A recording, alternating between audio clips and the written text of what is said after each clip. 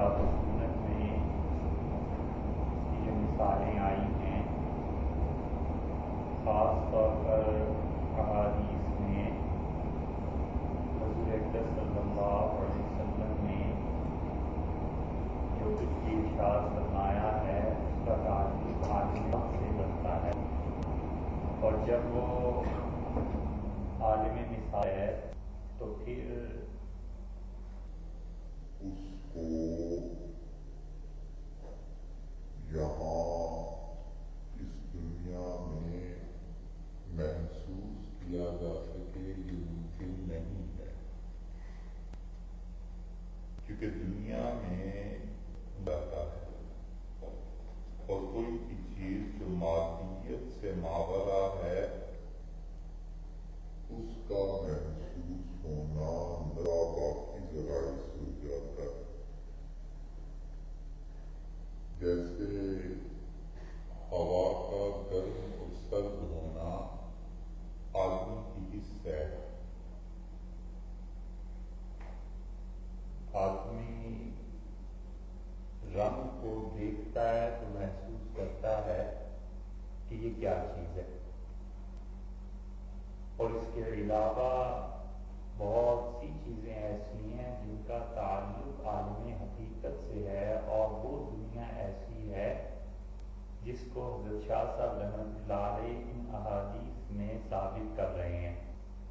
اب اس کے بعد جو گزشتہ بات تھی وہ جمعے کے دن کے متعلق، کہ حدیث میں یہ آیا ہے کہ قیامت کے دن جمعے کا دن جو پیش کیا جائے گا اللہ کے ہاں وہ بہت روشن اور چمکدار ہوگا، اور اس کی کچھ بھی وجہ ہو، اللہ تعالیٰ کی رضا اس کی وجہ ہے کہ اللہ اس دن زیادہ خوش ہوتا ہے، اس کی وجہ یہ بھی ہے کہ اللہ نے خود اس دن کا انتخاب فرما دیا، اس دن نیکی کے اعمال زیادہ ہوتے ہیں، حضور صلی اللہ علیہ وسلم کے درود زیادہ پڑھا جاتا ہے، یا سورہ کہف کی تلاوت کی جاتی ہے، یا لوگ اس دن روزہ رکھتے ہیں، بہت سی وجوہ اس میں شامل ہیں۔ جمعے کے دن روزہ رکھنے کی بحث ابن قیم نے زاد المعاد میں کی ہے، اور جو فقہاء صرف جمعے کے دن کے روزے کو مکروہ کہتے ہیں اس کی اصل وجہ یہ ہے کہ وہ اس بات سے ڈرے کہ امت بعد میں ان چیزوں کو مستقل عبادت نہ بنا لے۔ اس کی مثال مالکی فقہاء میں آپ دیکھیں تو وہ امام مالک رحمۃ اللہ علیہ شوال میں یہ جو 6 روزے ہیں رمضان کے روزوں کے بعد ان کو متصل برابر رکھنا، یعنی کوئی آدمی 2 شوال سے شروع کر کے 8 شوال تک یہ 6 روزے رکھ لے، مالکی فقہاء اور خاص طور پر خود امام مالک رحمۃ اللہ علیہ اسے مکروہ کہتے تھے، اور وجہ اس کی یہ نہیں تھی کہ یہ حدیث سے ثابت نہیں ہے، وجہ اس کی یہ تھی کہ ان کا خیال تھا کہ ایک وقت آئے گا جب لوگ اگر یہ مسلسل روزے رکھتے رہے تو امت کہیں یہ نہ سمجھنے لگے کہ رمضان کے روزے 35 یا 36 ہوا کرتے ہیں۔ حنفی فقہاء میں اس کی مثال دیکھنی ہو تو وہ نماز کے بعد ہر قسم کے سجدے کو مکروہ قرار دیتے ہیں، حتیٰ کہ سجدہ تلاوت اگر کوئی آدمی کرنا چاہتا ہے واجب ہے اور اس نے عشاء کی نماز پڑھ لی، اب اس نماز کے فوراً بعد وہ سجدہ کرنا چاہتا ہے تو حنفی فقہاء اسے مکروہ قرار دیتے ہیں، اور وجہ اس کی بنیادی طور پر یہی ہے کہ وہ کہتے ہیں چاہے وہ سجدہ تلاوت ہی کیوں نہ ہو، لیکن آج ایک شخص کرے گا، 2 کریں گے، 4 کریں گے، یا ایک ہی آدمی کرے گا، اس کی اولاد اسے دیکھے گی کہ وہ ایک نماز کے بعد ایک سجدہ بھی کرنا ہوتا ہے، تو ہوتے ہوتے یہ دین میں تعریف کی راہ کھل جائے گی اور لوگ اس سجدے کو فرض اور واجب کے درجے پہ لے آئیں گے، وہ نہیں جانیں گے کہ یہ سجدہ کیا ہے۔ جہاں تک سجدہ تلاوت کے علاوہ سجدے کا تعلق ہے، ایک آدمی پر اللہ نے کوئی انعام کیا، بے اختیار سجدے میں گر گیا، بالکل ٹھیک ہے، اس لیے کہ اس نے یہ فعل اپنے قصد اور ارادے سے نہیں کیا، اپنے جذبات سے اللہ کی شکر کا جذبہ اس پہ غالب آیا اور اس سے سجدہ کیا، یہ ٹھیک ہے۔ ایک ہے کوئی آدمی اپنی عادت بنا لے کہ دل چاہے یا نہ چاہے، کوئی نام ہے یا نہیں، وہ سجدہ کرتا ہے، اس پہ دعا کرتا ہے۔ حنفی فقہا اس سے منع کرتے ہیں، وہ کہتے ہیں کہ اس طرح کا کوئی سجدہ حدیث میں نہیں آیا۔ حضور صلی اللہ علیہ وسلم نے جن مقامات پر بے اختیار سجدہ فرمایا ہے، یا تو وہ اس کی یہ تعبیر کرتے ہیں کہ اس سے مراد نماز ہے کہ آپ نے 2 رکعتیں پڑھی، اور یا اس سے مراد یہ ہے کہ وہ بے اختیار شکر کی کیفیت غالب ہوئی اور آپ نے اس پہ سجدہ فرما دیا۔ تو یہ اب بھی ہے کہ کسی انسان پر ایسی کیفیت غالب آ جائے تو وہ اس سجدے کو بھی نماز سے متصل بات بنا کرتے ہیں، کیونکہ وہ کہتے ہیں کہ وقت آ جائے گا جب یہ چیزیں ایسے ہو جائیں گی کہ لوگ اس سجدے کو ضروری سمجھنے لگیں گے۔ مثلاً حدیث میں یہ آیا ہے کہ حضور صلی اللہ علیہ وسلم رات کو سونے سے پہلے جن صورتوں کی تلاوت کا ارشاد فرماتے تھے ان میں ایک سورہ سجدہ بھی۔ اب والد ساری زندگی ایک نسل سورہ سجدہ پڑھتی رہی اور وہ رات کو سجدہ کرتے تھے۔ اولاد جو ہے اگر وہ یہ سمجھنے لگے کہ عشاء کی نماز کے بعد ایک سجدہ کرنا ہی ضروری ہوتا ہے، کہ ابا کیا کرتے تھے، تو یہ دین میں تحریف کی اعتراف مل جائے۔ اس لیے فقہا نے بڑی شدت سے ان تمام راستوں کو بند کیا ہے جس سے کسی کو شبہ بھی گزر سکے کہ یہ دین ہے۔ وجہ اس کی یہی ہے، وہ کہتے ہیں کہ اگر دین میں اس طرح کے دروازے کھول دیے جائیں تو اصل دین کچھ سے کچھ ہو جائے گا، تحریف ہو جائے گی اور دین میں تبدیلی آ جائے گی۔ حضرت شاہ ولی اللہ رحمۃ اللہ علیہ اور ان کے صاحبزادگان شاہ عبدالعزیز صاحب رحمۃ اللہ علیہ، شاہ عبدالقادر صاحب رحمۃ اللہ علیہ وغیرہ وغیرہ، ان حضرات نے قرآن پاک کا ترجمہ کر دیا، بالکل ٹھیک تھا، اعتدال کی راہ پہ چلے، لوگوں کو سمجھائیں۔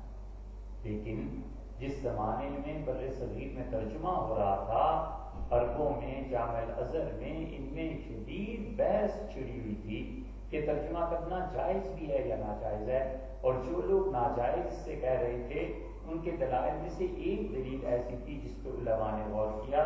وہ کہتے تھے کہ تم ترجمے کی آج اجازت دے رہے ہو، بجائے اس کے کہ لوگ پڑھیں عربی اور اصل چیز کو سمجھیں، آج یہ ترجمہ ہو جائے گا، آپ فرانسیسی میں اجازت دے رہے ہیں، کل فرانسیسی سے لوگ جب ترجمہ کریں گے انگلش میں اور انگلش سے کسی اور زبان میں، تو اصل متن کچھ کا کچھ ہو جائے۔ اصل بات اللہ نے کچھ کہی، فرانسیسی زبان میں کچھ اور ہو جائے گا، پھر اس سے انگلش ترجمہ ہو جائے گا۔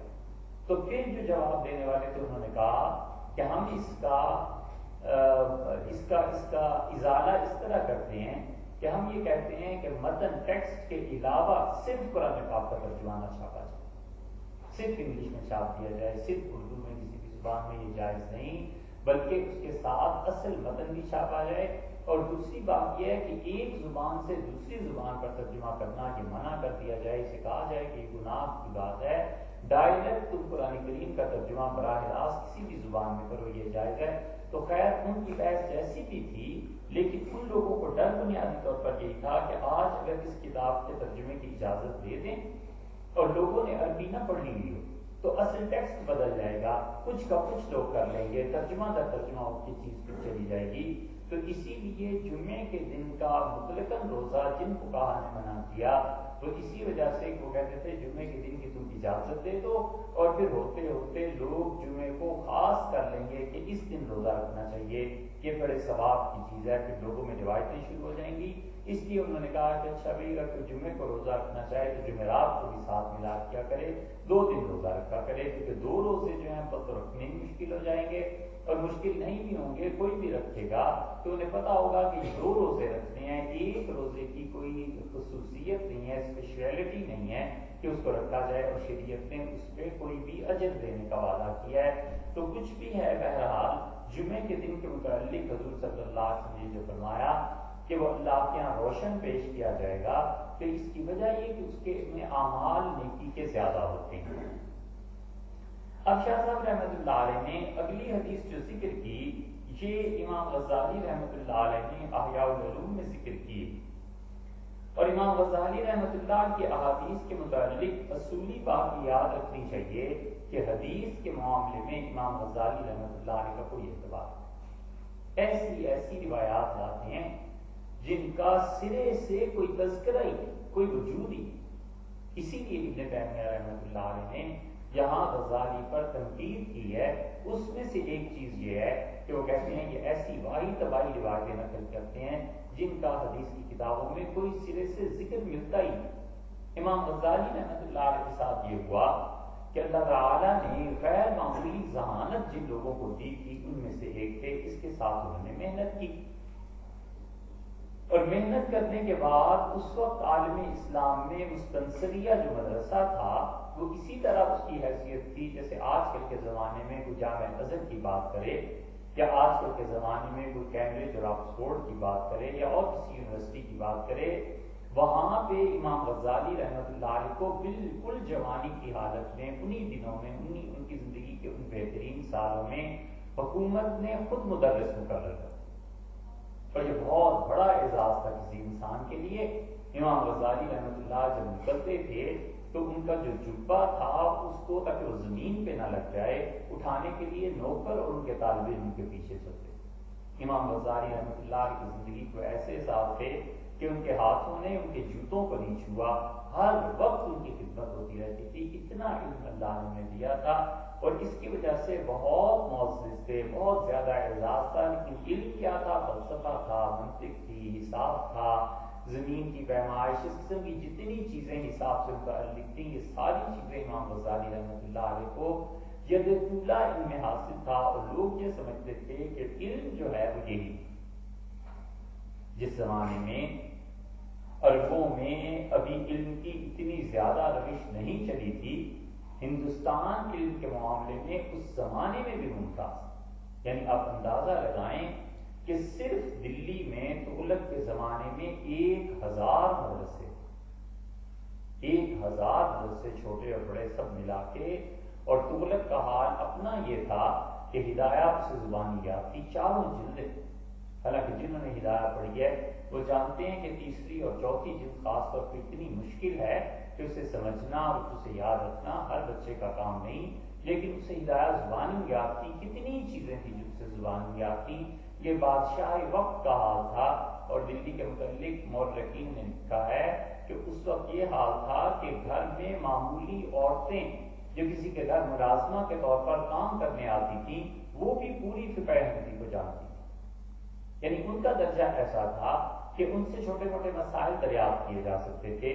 حتیٰ کہ یہ ڈبلیو ہنٹر جو ہے جب انگریزوں نے قبضہ کیا تو انہوں نے بنگال کے متعلق لکھا ہے کہ ہندوستان کے ایک صوبے بنگال میں 80,000 مدارس، یہ خود انہوں نے لکھا ہے، اور ان کی یہ تحریرات اور چیزیں ہم نے انڈیا آفس لائبریری جو برٹش لائبریری کے نام سے ہے لندن میں پڑھی۔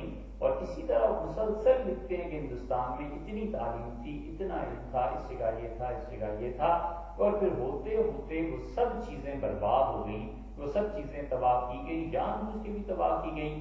حتیٰ کہ پنجاب کے متعلق لکھا ہے جس پنجاب میں اب بھی ریٹ آف ایجوکیشن شاید 20% ہو، 25%، یہ جتنا بھی آپ سمجھتے ہوں گے ہوگا، جتنا بھی، لیکن انگریزوں نے لکھا ہے کہ ہندوستان میں پنجاب جو تھا اس میں 95% لوگ پڑھے تھے، اور یہ اس دور کے بعد کی بات ہے جب پنجاب میں کسی زمانے میں لوگ یونانی زبان بولتے تھے، کیونکہ سکندر اعظم جب آیا تھا تو اس کی فوج یہاں رہ گئی تھی، تو اس کی وجہ سے زبان تبدیل ہو گئی تھی۔ یہ تو خیر قبل مسیح کے واقعات میں سے ہے، لیکن پنجاب میں علم اتنا زیادہ تھا کہ لاہور کا یہ جو کالج ہے ایچیسن، اس کے پرنسپل اور گورنر کو اور ایک اور صاحب تھے انہیں مقرر کیا گیا اس بات پر کہ پنجاب میں ریٹ آف ایجوکیشن کیسے کم کیا جائے، پنجاب کو تعلیم سے کیسے محروم کیا جائے۔ تو انہوں نے لمبی بحث کا خلاصہ یہ کہ انہوں نے کہا کہ بس آپ اتنا کر دیں کہ جتنی بھی گاؤں میں فصل ہوتی ہے عشر جو نکلتا ہے زمینوں کا، اس سے تنخواہ ادا کی جاتی ہے پٹواری کی، اور اس سے تنخواہ دیتے ہیں مولوی صاحب کو، مسجد میں جو امام پڑھاتا ہے، جو بھی مدرسین پڑھاتے ہیں، اور ایک اسکول جو ہوتا ہے اس کی تنخواہ دی جاتی ہے. یہ تینوں تنخواہیں آپ کاٹ کے اسے سینٹرل گورنمنٹ سے متعلق کر دیں کہ تحصیل سے آ کر یہ تنخواہ وصول کیا کریں. یہ ترمیم ایک کر. اور چیزوں میں سے ایک چیز انہوں نے یہ بھی تجویز ہے جو گورنمنٹ نے کر دی. راستے کچے تھے, بارشیں تب بھی ہوتی تھیں, اب بھی ہوتی ہیں, گرمی اس وقت بھی تھی, اب بھی ہے. تو گاؤں میں انہوں نے لکھا, اس کو ریکمینڈ کیا, ان کا 6 مہینے کے اندر اندر تعلیم کا معیار گرنا شروع ہو جائے. گورنمنٹ کو یہ تجویز پسند آئی, حکومت برطانیہ کو, انہوں نے کر دی. اور نتیجہ یہ نکلا کہ گاؤں کی جو فصل تھی اس سے ان تینوں کو حصہ ملے, یہ ممنوع ہو. تنخواہ لینے جاتے تھے, تنخواہ ملتی تھی کیش, تو اور بھی آسانی تھی. کہاں یہ کہ گندم, جوار, باجرہ, فلاں چیزیں جمع ہوں, پھر انہیں بیچو, پھر مولوی صاحب کے پاس پیسے ہیں, ڈائریکٹ گئے اور پیسے لے آئے. اب جانے میں 2-3 دن لگ جاتے تھے. تحصیل ہیڈ کوارٹر جو ہوتا تھا اس جگہ سے تنخواہیں ملا کرتی تھی. تحصیل ہیڈ کوارٹر انگریزوں کے زمانے میں مثلاً پنڈی میں یہ فوارہ چوک تھا. اب یہاں سے تنخواہ لینے آتے تھے لوگ, چکوال سے, جیلم سے, مری سے, کدھر سے آتے تھے. 1-2-4 دن آنے میں لگ گئے, جانے میں لگ گئے, کچھ سستی ہو گئی, گھوڑوں کا سفر, گدھوں کا سفر, بسیں تو ہوتی تھی, یہ ٹرانسپورٹیشن تو نہیں تھی. تو نتیجہ ایک مہینے میں 8-10 چھٹیاں ہونے لگی. ہر مہینے 8-10 جب چھٹیاں ہوتی تھیں تو اس کے بعد جو ریزلٹس آئے ہیں فوری طور پہ بچوں کا معیار تعلیم گر گیا. اور پھر ہوتے ہوتے اس طرح پنجاب میں تعلیم کا اثر کم کیا گیا تاکہ لوگ عقل سے محروم ہوں, اور جتنا شعور تعلیم نے پیدا کیا یہ شعور نہ آئے. کیونکہ اگر فوج میں وہی شعور آ جائے لڑنے والے میں جو ایک پڑھے لکھے میں ہوتا ہے, تو لڑے کون, جان کیوں دے, وہ کیوں کسی کو مارے. وہ بھی اگر آگے سے بحث شروع کر دے کہ صاحب میں کیوں حملہ کروں, تو اس میں, اور اب جو اکثر انکار کرتا ہے کہ جی کیوں حملہ کروں, ان دونوں میں پھر فرق کیا رہ جاتا ہے. تو اس لیے انگریز بڑی ہمت کے ساتھ کام کرتا تھا. حضرت شاہ عبدالعزیز صاحب رحمۃ اللہ علیہ جب انگریزوں کے متعلق کہا گیا کہ کب جائیں گے, کب جان چھٹے گی, تو حضرت نے فرمایا بہت دانا اور حکیم لوگ ہیں, بہت گہری سوچ کے بعد یہ لوگ کام کرتے ہیں, اس لیے اتنی آسانی سے اب جانے والے نہیں. تو ہوا یہ کہ تعلیم کا معیار ہمیشہ بلند رہا, اور تعلیم کا یہ معیار اس وقت اربوں میں بھی نہیں تھا. نتیجہ اس کا یہ نکلتا تھا کہ عرب سے لوگ آتے تھے یہاں پڑھنے کے لیے, اور تعلیم کو بہت سی چیزوں میں وہ یہاں سے حاصل کر کے جاتے تھے, کیونکہ انہیں پتا تھا کہ ہندوستان میں علماء کی قدر ہے اور بادشاہی نظام تھا, بادشاہوں کے پاس پیسہ بھی کھلا تھا. ایسے ایسے علماء مل جائیں گے جن کی کئی پشتوں نے کبھی نوکری نہیں کی, سوائے اس کے کہ حکومت نے کہا کوئی کام ہی نہیں ہے, بس بیٹھو, لکھو, پڑھو اور پڑھاؤ, اس کے علاوہ آپ کو کوئی کام نہیں ہے. نہ حکومت پہ تنقید کرنا, نہ اس معاملے میں آنا, بس سیاسی نظام سے آپ کا ٹکراؤ نہیں ہونا چاہیے, اور پڑھتے پڑھاتے رہیے. یہ چیزیں ہوتی رہی. شاہ ولی اللہ رحمۃ اللہ علیہ نے اس ماحول کو اس وقت بھی دیکھا تھا, ان کے زمانے میں پھر کچھ شدار باقی تھی, تو انہوں نے قرآن کریم کا ترجمہ آسانی سے کر لیا. وہاں یہ بحث چلتی رہی کہ ترجمہ ہونا چاہیے یا نہیں ہونا چاہیے. یہ سب چیزیں اصل میں اس لیے تھیں کہ کسی بھی طرح لوگوں کو بدعات سے روکا جائے اور اہل علم کی قدر بڑھے. تو عربوں میں جو مستنصریہ مدرسہ تھا بڑا اس کا نام تھا. غزالی رحمۃ اللہ علیہ جب پڑھتے پڑھاتے تھے اس میں, اور انہوں نے خوب جب پڑھا لیا تو ان کے دل میں خواہش یہ تھی کہ یہ جو چیز ہے پڑھ رہا ہوں یہ علم نہیں, وہ جو اللہ کی معرفت ہے, اس کی ذات اور صفات کی, وہ کوئی اور میدان ہے. تو یکایک انہوں نے پڑھانا چھوڑ دیا اور بغداد سے نکل گئے, اور دمشق جا کے ایک منارہ ہے ابھی بھی وہ قائم, غالباً 10 سال تک غزالی کو کوئی کام نہیں تھا, بس اوپر چلے جاتے تھے اور اس منارے میں تنہا بیٹھے رہتے تھے. پھر بیت المقدس وہ چلے گئے, وہاں انہوں نے ایک شیخ سے بیعت کی, ذکر اذکار کرتے رہے, اللہ اللہ کرتے رہے, اور 10 سال تک ان کا یہ حال تھا کہ فجر سے ظہر تک بیٹھے رہتے تھے, پھر نماز پڑھتے تھے, پھر چلے جاتے تھے, اور اس منارے میں ہی ضروریات زندگی ہوتی تھی. تو انہوں نے اپنا یہ جو دور گزارا, پھر اس کے بعد میں احساس ہوا کہ اچھا علم اللہ کی معرفت یہ ہے. پھر وہ آئے دوبارہ بغداد میں, اور پھر انہوں نے بہت کچھ لکھا, احیاء العلوم لکھی, کیمیائے سعادت لکھی, الاقتصاد لکھی, اور بہت سی کتابیں امام غزالی رحمۃ اللہ نے لکھی. لیکن محدثین کا غلبہ تھا ان سارے دیا. عالم اسلام جو منقسم ہوا ہے اس میں ایک تقسیم, بہت سی تقسیمات ہیں, مثلا جغرافیائی طور پہ کیسے منقسم ہوا کہ اسپین کی الگ حکومت بن گئی اور بغداد کی الگ حکومت بن گئی. مثلا اس طرح بھی تقسیم ہوا کہ صحابہ رضی اللہ عنہ کا دور ختم ہوا، پھر تابعین کا، تبع تابعین کا. کیسے تقسیم ہوا؟ ہندوستان کی حکومت ایک تھی، اس کو خلافت کے لیے سند آتی تھی بغداد سے، بغداد والوں کی اپنی حکومت تھی، افغانستان کی اپنی حکومت. بہت سی تقسیمات ہیں. ان میں سے ایک تقسیم ہندوستان کی یہ ہوئی کہ علمی اعتبار سے وہاں پر غلبہ تھا عربی زبان کی وجہ سے کتاب اور سنت. وہ لوگ حدیثوں کو پڑھتے تھے، بخاری شریف پڑھتے تھے، ترمذی پڑھتے تھے، حدیث کی مختلف کتابیں پڑھتے تھے، ان کی اپنی زبان تھی، ان کے لیے آسان تھا. یہاں پر صغیر میں عربی اس طرح نہیں تھی جس طرح ان کی تو ذاتی مادری زبان تھی نا، ان کو تو کوئی سیکھنا نہیں تھا. یہاں لوگوں نے سیکھا اور ان سے بھی اچھا سیکھا. اور یہ علوم جب سمرقند پہنچے ہیں اور یہاں پہنچے ہیں تو یہاں پر فلسفے کا غلبہ تھا. اور ایک چیز یہ بھی تھی کہ بدھ مت کی تہذیب کے اثرات ابھی باقی تھے، اور بدھ مت کی تہذیب بہت بڑی چیز تھی. بدھ مت کوئی چھوٹا سا آدمی نہیں تھا، واللہ عالم وہ کیا تھا اپنے زمانے میں. لیکن اگر آپ اس کی تہذیب کو دیکھیں تو اس بدھ مت کے آثار اب تک پائے جاتے ہیں. یہ پورا ایشیا کیا، آگے چلے جائیں جاپان اور چین اور یہ الجزائر، جاپان چین، یہ جزیرے جاپان کے ہر طرف بدھسم، ہر طرف. اور پٹنہ ان کا مرکز تھا. اور یہ تو اس زمانے میں ان میں بت پرستی نہیں تھی. ہندوؤں کے ساتھ جب ان کا اختلاط ہوا ہے تو بت پرستی اس وقت آئی ہے. اس لیے بنیادی طور پر تمام مذاہب میں توحید تھی. سکھوں کے یہاں بھی توحید تھی، سکھوں کے یہاں کبھی بھی خدا کے علاوہ کسی کی پرستش نہیں کرتے تھے. یہ تو بعد میں جب ٹکراؤ پیدا ہوا ہے اور سکھوں میں وہ ان کا ملیٹنٹ جو آ گیا ایک گرو ان کا، اور اس نے کہا ہتھیار اٹھاؤ اور حکومت سے لڑو اور یہ کرو، اور پھر اورنگزیب نے اسے سزا دے دی رحمت اللہ علیہ نے. تو اس وقت سے ان میں رجحان پیدا ہوا. پھر ہندوؤں کا اثر جب غالب آیا تو پھر انہوں نے اس چیز کو کرنا شروع کیا ہے کہ انہوں نے بت پرستی شروع کی، ورنہ ان میں پہلے بت پرستی نہیں. فقہا نے اس بات کو منع لکھا ہے کہ محراب میں قرآن کو لٹکایا جائے. وہ اسے شدید جرم قرار دیتے. وہ کہتے ہیں قرآن کریم کو محراب میں کسی صورت بھی لٹکایا نہیں جا سکتا.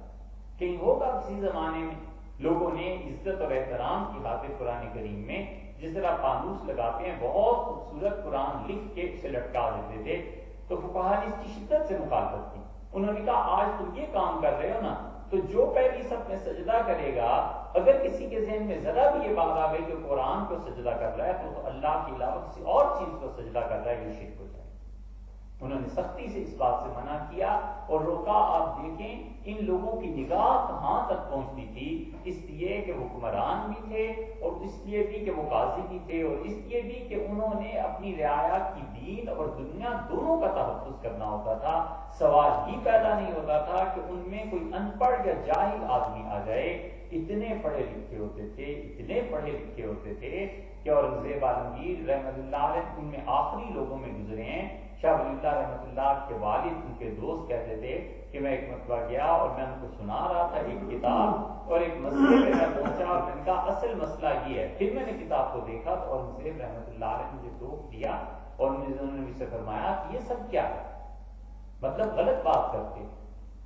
ہمایوں ان میں بہت پڑھا لکھا آدمی تھا.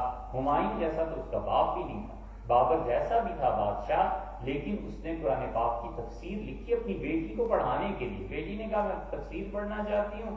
اس نے علماء کو بلایا، علماء پڑھاتے رہے، لیکن بیٹی کو اطمینان نہیں ہوا. اس نے والد سے بار بار شکایت کی کہ نہیں یہ بہت کسی کے متعلق کچھ، کسی کے متعلق کچھ، کہ بڑی علمی باتیں ہیں، لمبی تقریر ہے، مختصر پڑھاتے ہیں، جو بھی ہوگا. لیکن آخر بابر نے خود تفسیر لکھی اپنی بیٹی کے لیے. یہ لوگ اتنے پڑھے لکھے ہوتے تھے کہ عام آدمی ان کے سامنے، عام مولوی صاحب، کوئی مفتی، کوئی قاضی آسانی سے بات نہیں کر سکتا. یہ سب ان کی تعلیم کا معیار تھا. تو جب پڑھے لکھے ہوتے تھے، دین کی حفاظت کرتے تھے، تو سمجھتے تھے کہ پبلک کا دین اور دنیا دونوں ہمارے ساتھ وابستہ ہیں. یعنی آپ کس سے اندازہ لگائیں کہ بعض مفتیوں نے اورنگزیب رحمت اللہ کو کوئی تجویز لکھ کے بھیجی تو اورنگزیب نے یہ کہہ کے واپس کر دی کہ انہوں نے کہا ایسے مفتی جو دنیا کمانے کے پیچھے پڑ جائیں میں ان کو بالکل پسند نہیں کرتا، اور شرکت کا یہ جو معاملہ ہے میں ان لوگوں سے اچھا سمجھتا ہوں، میں خود سمجھتا ہوں مجھے کب یہ نافذ کرنا ہے قانون اور میری رعایا اس وقت کیا چاہتا ہے. ان میں سے ایک رمق اگر دیکھنی ہو نا تو عباسیوں میں دیکھنی چاہیے. عباسیوں میں برمکی بہت زیادہ قریب ہو گئے، اور برامکا ایسا خاندان تھا جس خاندان پہ بنو عباس انڈا اعتماد کرتے تھے. ان کے وزیر برمکی تھے، برمکی خاندان کا نام ہے، اس کا وزیر اعظم برمکی تھا. جو کچھ وہ کہتے تھے وہی ہوا کرتا تھا. اور جس دن برمکیوں نے تجویز پیش کی جس پہ حالات بگڑے ہیں، بات کہاں سے چلی، وہ یہ کہ انہوں نے یہ برمکی جو تھے اصل میں آتش پرست. ایران میں جب اسلام پھیلا تو یہ خاندان پہلے سے بادشاہوں کے ساتھ چلا آتا، مسلمان ہو گئے تو ان کے خون میں بادشاہوں کی خدمت، بادشاہوں کی مزاج کو سمجھنا، یہ چیزیں تو تھیں. انہوں نے یہی چیزیں خلفاء کے ساتھ جب کرنا شروع کی تو خلفاء سمجھے کہ بالکل ٹھیک ہے، یہ خاندان ہے جو ہماری مدد کر سکتا ہے اور ہمیں بتا سکتا ہے کہ پبلک میں اپنا روح کیسے قائم رکھا جا سکتا ہے. بس اس سے برآمدہ بڑھنے شروع ہوئے. اور ہارون الرشید کا دور جب آیا تو پھر ایک موقع ایسا آیا جب اس نے قتل کا حکم دے دیا، پھر وزیر اعظم بھی قتل ہوا، پھر کتنے ہی قتل ہوئے اس زمانے میں. اس کی بنیاد میں جو چیزیں تھیں ان میں سے ایک یہ تھی کہ برامکا نے ہارون الرشید کو کہا کہ اگر بیت اللہ کے لیے ہو سکے تو آپ اس کا دروازہ کھول دیں تاکہ لوگ اندر اس کو دیکھ سکیں. جو جاتا ہے اس کے دل میں اضطراب ہوتا ہے کہ دروازہ کھلے، اندر کیا ہے، اندر بھی جھانک کے دیکھ لوں، اندر جا کے نماز پڑھ لوں. ہر مسلمان کی خواہش ہوتی ہے تو آپ اس کا دروازہ کھول دیں اور دروازہ کھول کے اس میں آگ جلا دیں، انگیٹھی جلتی رہے ہر وقت، اور خوشبودار لکڑیاں ڈالی ہیں تاکہ بیت اللہ میں مطاف میں طواف کرنے والوں کو خوشبو کے جھونکے دروازے سے آتے ہیں. اس نے سن تو لی یہ بات، لیکن دیکھو یہ حکمرانوں کی بیدار مغزی کیسی تھی. غصے میں بھر گیا جب تنہا ہوا تو اس نے اپنے لوگوں کو بلایا اور اس نے کہا کہ یہ چاہتے ہیں کہ آگ کی پرستش دوبارہ شروع کر دی جائے اور بیت اللہ کی بجائے آگ کا طواف کیا جائے، کیونکہ انہیں اپنے باپ دادا کا مذہب یاد آ رہا ہے اور مجھے اس طرح پٹی پڑھا رہے ہیں کہ وہاں پر آگ رکھ دی جائے تاکہ اگلی نسل جو آئے وہ اسلام میں آگ کے طواف کو داخل کر دے. اس نے کہا خدا کی قسم میں اس شرک کو برداشت نہیں کر سکتا. اس سے برآمدہ سے اور بھی اسباب آتے ہیں تاریخ میں، لیکن ایک وجہ یہ بھی ہو گئی کہ اس طرح برمکیوں کا زوال شروع ہوا کیونکہ حکمران جانتے تھے کہ کس طرح چیزیں آیا کرتی ہیں، دین میں داخل ہو جایا کرتی ہیں. اس لیے فقہا نے جو بھی مباحث کی ہیں انہوں نے محراب میں قرآن کو لٹکانے سے انکار کر دیا. انہوں نے کہا اس طرح تو کل قرآن کو سجدہ کرنے لگیں گے. ٹھیک اب یہی کیفیت سکھوں کی پوری دنیا میں ہے کہ جہاں چلے جائیں وہ گرنتھ کو سجدہ کریں. ان میں بھی شرک نہیں، بدھسٹ پہ ان میں بھی شرک نہیں تھا، علم تھا، توحید تھی خدا کی. ہر ایک مذہب میں تھی، ہندوؤں میں بھی اصل میں توحید تھی. اب بھی ہندوؤں میں ایسے ہیں فرقے جن میں توحید تھی. تو یہ سب چیزیں اس لیے تھی کہ دین کو کسی طرح باہر کی جو چیزیں آ رہی ہیں ان سے بچایا جائے. امام غزالی رحمۃ اللہ علیہ کو آخری عمر میں پہنچ کر یہ احساس ہوا کہ جو کچھ بھی میں نے پڑھا ہے، اب یہ دین کی تقسیم جو ہم عرض کر رہے ہیں نا، وہ اس طرح ہوئی کہ ان علاقوں میں بدھسٹ زیادہ تھے، افغانستان میں، سمرقند میں، بلخ میں، بخارا میں. اب تک یہ جو بت توڑے گئے ہیں یہ اتنے بڑے بت تھے کہ بدھسٹ سمجھتے تھے کہ کہیں دنیا میں ایسے بڑے خدا نہیں بنائے گئے. 5 جگہ یہ حج کرتے تھے ہندو. ان میں سے ایک حج جو تھا ان کا ٹیکسلا میں ہوتا تھا، دوسرا حج چکوال میں ہوتا تھا، تیسرا حج ملتان میں ہوتا تھا، چوتھا عرس کے حج جو مناتے تھے یہ وہاں پر جا کر مناتے تھے افغانستان میں، اور 5واں بنارس میں ہوا کرتا تھا. ہندو سال میں 5 مرتبہ یہاں حاضری دیتے تھے، احرام باندھتے تھے، سونا چاندی نظر نیاز اپنے بتوں کو پیش کرتے تھے. اسی لیے ملتان کا بڑا مقام تھا اور ادھر یہ بڑا مقام تھا. فلسفہ تھا یہاں زیادہ. تو پٹھانوں نے، ترکمانوں نے، ان لوگوں نے جو دین کو پڑھا تو ان کے ذہن میں فلسفہ تھا، علت تھی، بحث تھی، یہ کیوں ہے، ایسے کیوں ہے، اس کے پیچھے کیا حکمت ہے، یہ کیا ہے. اس کے مقابلے میں عربوں میں یہ نہیں تھا. حدیث میں آیا ہے حضور صلی اللہ علیہ وسلم بس بات ختم، قرآن میں آیا ہے اللہ نے کہا بس بات ختم ہو گئی. وہ ان علوم سے نہ اب تک واقف ہیں نہ اس وقت تک واقف تھے. تو اس لیے دین یہ جو آیا نا ادھر سے، سمرقند سے، بخارا سے، ہمارے یہاں حنفیوں میں جو زیادہ چیزیں آئی ہیں اس پر عقل کا غلبہ زیادہ ہے، اور ادھر سے جو آیا اس پر نقل کا غلبہ زیادہ ہے کہ حدیث میں ہی آ گیا لہذا یہ کام کرتے ہیں. یہ کہ ان کے پاس حدیث ہے، انہوں نے کہا کہ حدیث میں تو آیا ہے لیکن حضور صلی اللہ علیہ وسلم نے کیوں فرمایا. اس کی ایک موٹی سی مثال آپ کو دیں. نبی کریم صلی اللہ علیہ وسلم نے فرمایا کہ کسی بھی چیز پر اس کا بیانہ دینا سائی دینا، پیسے دینا یہ جائز نہیں ہے جب تک کہ وہ چیز موجود نہ ہو. یعنی قبضہ آپ کا پورا ہے پھر آپ پیسے دے سکتے ہیں، پہلے آپ پیسے نہیں دے سکتے. حدیث میں صاف منع ہے. اب کیا کریں؟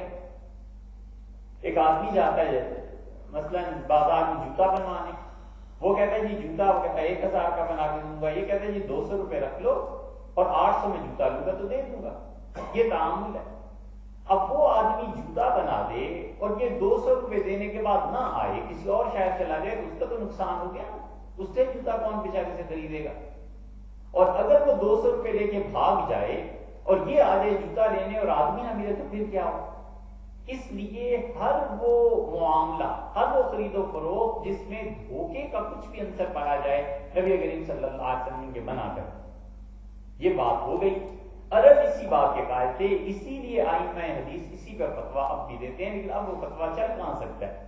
اب تو زمانے میں تجارت آپ جانتے ہی ہیں کیسی ہو گئی کہ یہاں سے ایک ٹی ٹی بنوا دی کہ اتنے لاکھ کا، اتنے کروڑ ڈالر کا، اتنے لاکھ کا مال بھیج دو، اتنے کروڑ روپے کا، وہ وہاں سے تیل بھیجتا ہے، شپمنٹ لگ گئی، کہتا ہے یہ باقی پیسے جمع کراؤ لے لو. اب تو تجارت ایسے ہونے لگی نا. اس لیے ان کے پاس کوئی اس کا اب مخرج نہیں رہا کہ اس مسئلے کو حل کیسے کریں. امام محمد رحمۃ اللہ علیہ فتویٰ دیتے رہے اور پھر امام محمد رحمۃ اللہ علیہ جب ایران آئے ہیں تو انہوں نے دیکھا پورے معاشرے میں باہمی اعتماد کی بنیاد پر خرید و فروخت اسی طرح ہوتی ہے. لوگ پیسے دے جاتے ہیں، آدمی ان کے پیسوں کا احترام کرتا ہے، چیز بنا دیتا ہے، لوگ بھی آ کے چیز خرید کے لے جاتے ہیں. جب انہوں نے یہ ساری چیزیں دیکھی تو انہوں نے کہا یہ جائز ہے، اس لیے کہ لوگوں کا تعامل یہ ہے اور لوگ ایک دوسرے پہ اعتبار کرتے ہیں. تو آپ دیکھا آپ نے وہ بظاہر حدیث سے ہٹے ہیں لیکن انہوں نے کہا رسول اللہ صلی اللہ علیہ وسلم اس لیے منع کیا تھا کہ نقصان نہ ہو جائے. کیا نقصان نہیں ہوتا؟ سارے شہر والے اس طرح کے عمل کرنے کے عادی ہیں، لہٰذا یہ درست ہے، اس طرح کام کر لیا کرو، کوئی حرج نہیں ہے اس میں. تو حدیث جب وہاں سے آتی ہے، بغداد سے، عراق سے، حرمین شریفین سے، وہ لفظوں پہ اڑ جاتے ہیں نہیں لفظ یہ آیا لہٰذا یہی کرنا ہے. یہ کہتے ہیں اس کی روح بھی تو دیکھو اس میں کیا چیز ہے، آخر اس کو سینس کو سمجھ کے پھر اس کے مطابق کام کیا جائے. یہ تقسیم ہوئی بہت بڑی. تو امام غزالی رحمۃ اللہ علیہ جو تھے انہوں نے یہ چیزیں پڑھ لی تھیں، فلسفہ اور یہ چیزیں، لیکن جو حدیث انہیں پڑھنی چاہیے تھی نہیں پڑھی. انہوں نے عمر کے پھر آخری 2 سال جب بالکل وفات سے قریب پہنچ گئے تھے تو انہوں نے ایک آدمی کو گھر پہ رکھا اور پھر اس سے بخاری شریف پڑھی. امام غزالی رحمۃ اللہ علیہ حدیث میں اس لیے پیچھے رہ گئے کہ حدیث کی تعلیم بالکل عمر کے آخر پہ حاصل کی اور وہ بھی کسی کو گھر رکھ لیا، بڑھاپا ہو گیا تھا، پڑھتے سنتے رہے. اس لیے ابن تیمیہ رحمۃ اللہ علیہ نے یہ جو تنقید کی ہے اور اس پر جو حواشی لکھے گئے ہیں احیاء العلوم پہ، دیگر کتابوں پہ، اس پہ کتنی جگہ آپ دیکھیں گے کہ وہ کہتے ہیں یہ حدیث ہمیں نہیں ملی، یہ حدیث ہمیں نہیں ملی. زبیدی نے حاشیے لکھی. زبیدی بلگرام کے تھے، ہندوستان میں، اور ہندوستانی تھے، بلگرامی تھے اور بہت بڑا خاندان تھا. یہاں سے وہ حدیث پڑھنے چلے گئے تھے یمن، اور یمن جا کر زبیدیوں میں رہ کے انہوں نے حدیث پڑھی، پھر واپس آئے، پھر واپس گئے اور پھر انہوں نے کتابیں لکھی ہیں. اور تاج العروض جو انہوں نے کتاب لکھی ہے لغت میں، عربی لغت میں ڈکشنری ایسی لکھی کہ ہندوستان کی سرزمین نے جتنے لوگ پیدا کیے ہیں ان میں بڑا ممتاز مقام ہے ان کا. شاہ ولی اللہ رحمۃ اللہ کے شاگرد تھے. آپ اندازہ لگائیں کہ اس وقت عثمانی خلافت نے خط لکھا کہ حضرت آپ ہمارے پاس آئیں اور ہمیں آ کر ہمیں یہ اپنی کتاب اس کی اجازت دیں، اس کی سند دیں، آپ ہمیں تھوڑا سا حصہ اس کا پڑھا دیں. تو زبیدی رحمۃ اللہ علیہ مصر چھوڑ کے نہیں، کیوں نہیں گئے الگ وجہ ہے، لیکن عثمانی خلفاء تک مراکش کے اور بڑے بڑے دور کے لوگوں نے خط لکھتے تھے کہ آپ ہمیں اجازت دے دیں. یہ سب چیزیں کیا تھی؟ علم کی قدر اور وسعت تھی. تو زبیدی رحمۃ اللہ علیہ نے اس کی تخریج کی احیاء العلوم کی. احیاء العلوم کی تخریج میں بھی انہوں نے لکھا ہے کہ یہ حدیث نہیں ملی، یہ حدیث بھی نہیں ملی. اب یہاں حضرت شاہ صاحب رحمۃ اللہ نے جو حدیث لکھی ہے، یہ شاہ ولی اللہ رحمۃ اللہ کے حوالے سے یہ ملی نہیں ہے ہمیں، لیکن وہ حدیث لائے ہیں کہ حضور اکرم صلی اللہ علیہ وسلم نے دنیا کا ذکر کیا کہ یہ قیامت کے دن لائی جائے گی ایک ایسی بوڑھی عورت کی شکل میں کہ جو دنیا ہے جس کی محبت سے اللہ نے اس کے رسول صلی اللہ علیہ وسلم منع فرمایا ہے، یہ قیامت میں لائی جائے گی اور اس بڑھیا کے بال سر کے پک گئے ہوں گے، یعنی سفید بال ہوں گے جو سیاہ بالوں میں ملے ہوئے ہوں گے، اور دنیا لائی جائے گی اور اس کی آنکھیں بالکل نیلی ہو جائیں گی اور دانت اس کے پھٹے ہوئے ہوں گے، یعنی کھلے دانتوں والی، اور وہ نہایت بد شکل ہوگی اور لوگوں کو جھانک کر دیکھے گی، اور لوگوں سے پوچھا جائے گا کہ کیا تم جانتے ہو یہ کیا ہے؟ حدیث میں بقول امام غزالی رحمۃ اللہ علیہ کے جو الفاظ آئے ہیں، شمتا زرقا انیابھا بادیہ مشبہ خلقھا، ایسی عورت لائی جائے گی جو بہت بد شکل، جس کے بال سفید اور سیاہ دونوں ملے ہوئے ہوں گے، اور اس کے دانت بری طرح بھدے ہوں گے اور بہت ہی بری شکل میں، اور ان سے بھی پوچھا جائے گا، حضرت نے تو اتنا لکھ کے متن میں چھوڑ دیا، اس حدیث کو پورا کر لیتے ہیں کہ پھر دنیا میں سے پوچھا جائے گا، لوگوں سے پوچھا جائے گا اس دنیا کے متعلق کہ تم کیا کہتے ہو، یہ کیا چیز ہے؟ تو وہ کہیں گے اللہ کی پناہ ہم مانگتے ہیں، ہمیں نہیں معلوم یہ کیا ہے، یہ بڑھیا اور یہ بد شکل عورت کون ہے؟ انہیں کہا جائے گا کہ یہ وہ دنیا ہے جس کی خاطر تم آپس میں لڑتے تھے، تم آپس میں رشتوں کو توڑتے تھے، تم آپس میں ایک دوسرے سے نفرت کرتے تھے، اور پھر اس دنیا کو جہنم میں ڈال دیا جائے گا، اور دنیا چیخے گی اور کہے گی کہ میرے رب جو میرے پیچھے چلنے والے تھے، میرے پیروکار کہاں ہیں؟ تو اللہ تعالیٰ کہے گا کہ اس دنیا کے ساتھ ان کو بھی اسی کے ساتھ بھیج دو جو اس کی پرستش کرتے تھے، جو اس کے پیچھے چلتے تھے۔ دنیا جس چیز کا نام ہے وہ حقیقت میں اللہ سے غفلت کا نام ہے، بس اتنی بات۔ دنیا ان چیزوں کا نام نہیں ہے جسے ہم دنیا سمجھے بیٹھے ہیں۔ معلوم رحمت اللہ علیہ نے بڑی اچھی تشریح کی ہے، ان کا چیز دنیا از خدا غافل بدن، دنیا کس چیز کا نام ہے؟ اللہ سے غافل ہو جانے کا نام ہے۔ نئے کماشو نقرو فرزند و زن، یہ جو کپڑا، روٹی، کھانا پینا، دنیا کے اسباب سامان ہم دیکھتے ہیں، اور جو سونا چاندی ہے اور اولاد ہے، دنیا اس چیز کا نام نہیں۔ دنیا نام ہے اللہ سے غفلت کا۔ ایک آدمی کے پاس بہت کچھ ہے، اللہ نے ہر طرح سے اسے نوازا ہے، وہ اپنی نماز پوری کرتا ہے، اپنی زکوٰۃ ٹھیک دیتا ہے، اس کا اللہ کے ساتھ تعلق درست ہے، مال میں جو چیزیں اللہ نے اس کا حق رکھی ہیں وہ ادا کرتا ہے، اپنی اولاد کی تربیت سے غافل نہیں ہے، اپنے گھر والوں کے حقوق سے غافل نہیں ہے، تو وہ آدمی دنیا میں نہیں پڑتا۔ اس لیے کہ اس دنیا کو، پیسے کو، سونے چاندی کو اس نے اللہ کی اطاعت کے لیے استعمال کیا۔ حدیث میں آتا ہے، صحیح بخاری میں اور مشکات میں بھی آیا ہے کہ نبی کریم صلی اللہ علیہ وسلم نے ذکر کیا کہ خیر اور اس کے بعد شر آ جائے۔ تو ایک آدمی نے سوال کیا اور اس نے کہا اللہ کے رسول، کیا خیر کے بعد بھی شر آتی ہے؟ تو صحابہ رضی اللہ عنہ کہتے ہیں حضور صلی اللہ علیہ وسلم نیچے زمین کی طرف دیکھنے لگے، سر جھکا لیا، اور ہم سمجھے کہ اب آپ پر وحی نازل ہو جائے گی۔ پھر آپ نے سر اٹھایا اور خوشی کا گویا کہ اظہار فرمایا اس کے سوال سے، کس سے اچھا سوال پوچھا ہے۔ حضور صلی اللہ علیہ وسلم کی یہ عادت تھی کہ لوگ جو اچھے سوال پوچھتے تھے تو ان کو ابھارتے تھے، صحیح طرح جواب دیتے تھے تاکہ لوگوں کو اطمینان ہو جائے، اور جو نہیں جواب ہوتا تھا، جس کے لیے یہ ضرورت ہوتی تھی کہ اللہ یہ اب اس بارے میں وحی نازل کرے، وہاں کبھی فرما دیتے تھے کہ میرے پاس ابھی نہیں اس کا جواب، اللہ تعالیٰ دے گا تو تمہیں بتائیں گے، یا فرما دیتے تھے کہ صبر کرو، یا فرما دیتے تھے کہ اس کا جواب نہیں ہے۔ الغرض سائل کو مطمئن کرنا یہ رسول اللہ صلی اللہ علیہ وسلم کی سنت اور ان کا طریقہ تھا۔ تو آپ نے سر جھکایا، سوچتے رہے، پھر سر اٹھایا اور گویا اس کو اپریشیٹ کیا اس سوال پہ کہ تم نے اچھا سوال پوچھا ہے، اور آپ نے فرمایا کہ دیکھو تم سچ کہتے ہو، خیر کے بعد شر نہیں آتی، لیکن جب انسان اپنے حالات کو بدلتا ہے، اس کا مفہوم یہ ہے کہ انسان جب مال کو ان ذرائع سے کماتا ہے جن ذرائع کو اللہ نے درست قرار نہیں دیا، اور لوگوں کے حقوق پہ ڈاکہ ڈالتا ہے، اس طرح کی حدیث آتی ہے، تو پھر وہ انسان صحیح راہ سے ہٹ جاتا ہے۔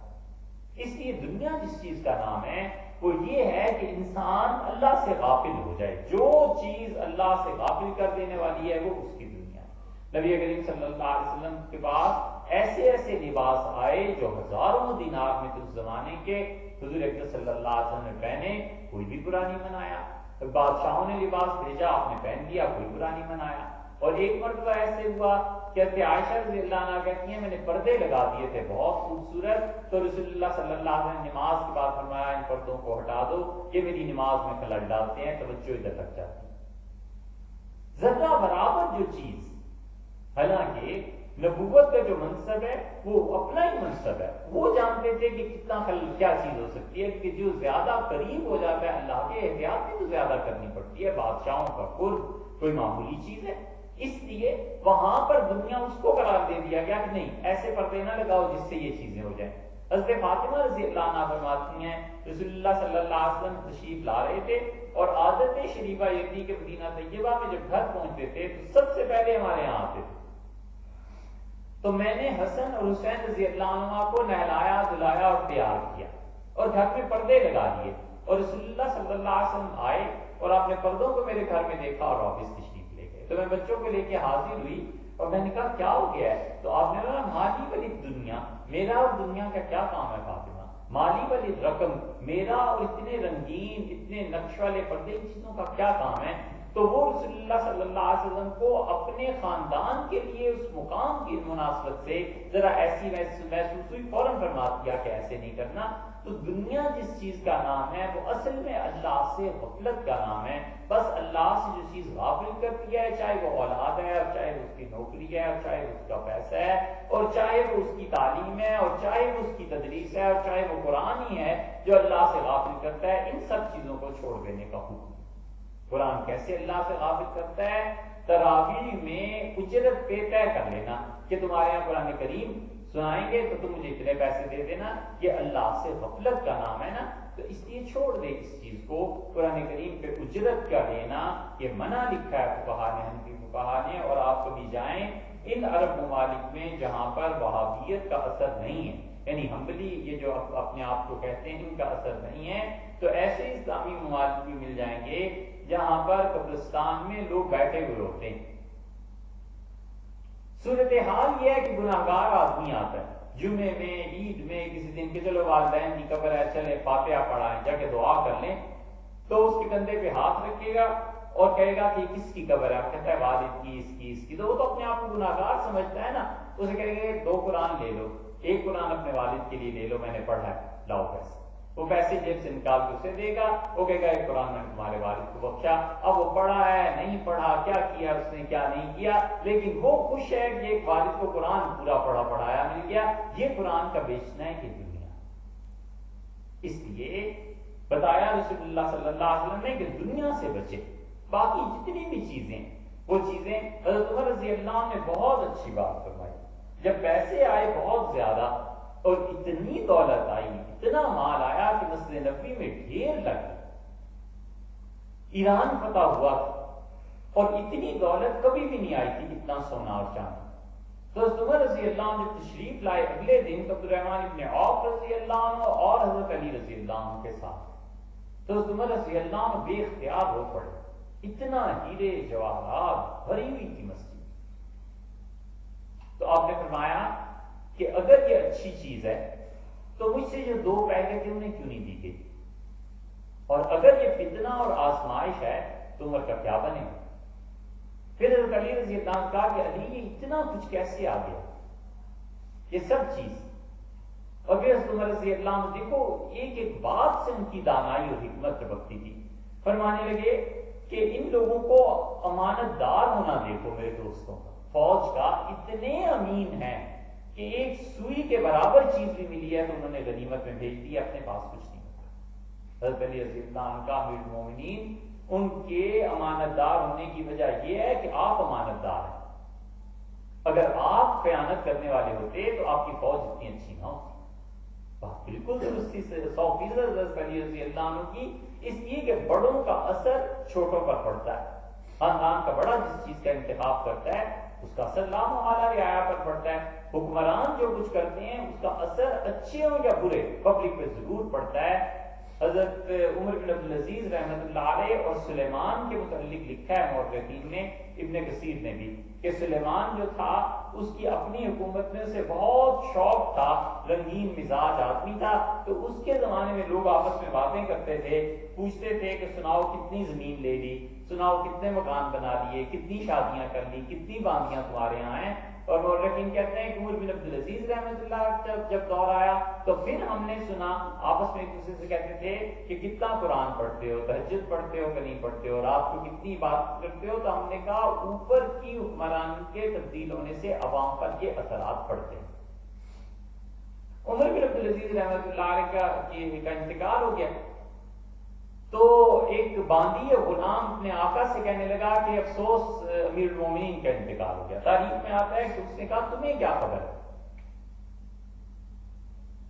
اور پھر اس نے 2-3 سال پہلے یہ بات کہی تھی کہ حکمران اچھے آ گئے. اس نے کہا آج سے 2-3 سال پہلے تم نے یہ بات کہی تھی، آج تم یہ بات کرتے ہو، یہ تمہیں کیسے خبر ہے؟ اس نے کہا وہ جو اس دن بات کہی تھی تو میں نے دیکھا کہ میں اپنی بکریوں کو بچاتا تھا بھیڑیوں سے، تو بھیڑیا گزرا اور بکریوں کو اس نے کچھ نہیں کہا، تو میں سمجھ گیا حکمران وقت بدل گیا. اور اب آج شام کو جب میں واپس آ رہا تھا تو ایک بھیڑیے نے حملہ کیا اور بکری اٹھا کر لے گیا، تو میں سمجھ گیا کہ حکمران بدل گیا. وہ آدمی کہتا ہے میں نے تاریخ نوٹ کر لی، اور جب میں پھر شام آیا دمشق تو میں نے پوچھا عمر بن عبدالعزیز رحمۃ اللہ کا انتقال کیا ہوا ہے، تو اس تاریخ سے 1 دن پہلے ہی انتقال ہوا تھا، خلافت کہیں اور چلی گئی تھی. تو میں سمجھ گیا کہ جو کچھ حکمران آتے ہیں اس کا اثر لوگوں پر پڑتا ہے، لوگوں کی طبیعتیں ویسی ہو جاتی ہیں. اور ان سب چیزوں کی اصل وہ حدیث ہے کہ حضور صلی اللہ علیہ وسلم نے فرمایا جب میں معراج میں گیا تو میرے سامنے 3 پیالے رکھے گئے، ایک شہد کا تھا، ایک دودھ کا تھا اور ایک شراب کا، اور مجھے کہا گیا کہ آپ تینوں میں سے کوئی چیز چن لیں. تو یہ امتحان تھا. تو رسول اللہ صلی اللہ علیہ وسلم میں نے دودھ والا پیالہ چن لیا. تو جبریل امین نے شراب کے پیالے کی طرف اشارہ کیا، اس نے کہا اللہ کے رسول اگر آپ شراب کا انتخاب کر لیتے نا لغوت امت کو، آپ کی پوری امت گمراہ ہو جاتی. نبی کے انتخاب سے پوری امت پر اتنا اثر پڑتا کہ فرمایا پوری امت آپ کی گمراہ ہو جاتی.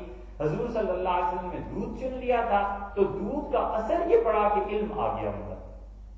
اسی لیے امت کا عروج علم سے ہوا اور امت کا زوال علم کے چھوڑ دینے کی وجہ سے ہوا. علم میں جب ترقی کی مسلمانوں نے تو عروج ملتا چلا گیا، اور علم کو دودھ کو جب چھوڑ دیا تو بچے کی جو اصل غذا تھی دودھ وہ ملنا بند ہو گئی، بچے کی پرورش بھی بند ہو گئی، بچے کا جسم بھی بڑھنا بند ہو گیا. تو علم تھا حضور صلی اللہ علیہ وسلم کے انتخاب ایسے تھا کہ اس کا اثر ایسے ہوا.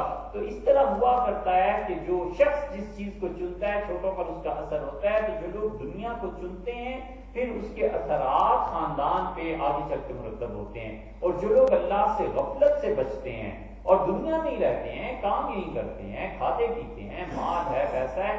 حضرت عمر رضی اللہ عنہ کی جو بات تھی نا کہ اتنے ایماندار ہیں، حضرت علی رضی اللہ عنہ نے کہا اتنے ایماندار اس وجہ سے ہیں کہ امیر المومنین آپ خود اتنے ایماندار، آپ خود اتنے اچھے، اسی وجہ سے آپ کی رعایا اتنی اچھی ہے.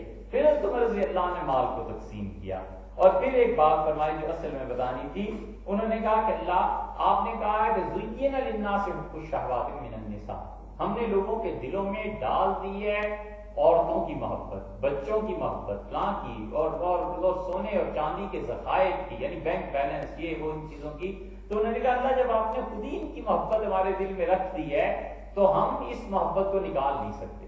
بس میرے رب اتنا کر دے کہ یہ محبت مجھے تیرے دین پر عمل کرنے میں فائدہ دے دے، یعنی یہ چیزیں ہوں اور میں ان کے ساتھ ساتھ دین پہ عمل کرتا رہوں. اور اگر یہ چیزیں نہیں ہوں گی تو پھر دین پہ عمل کرنے میں بھی دشواری ہوگی.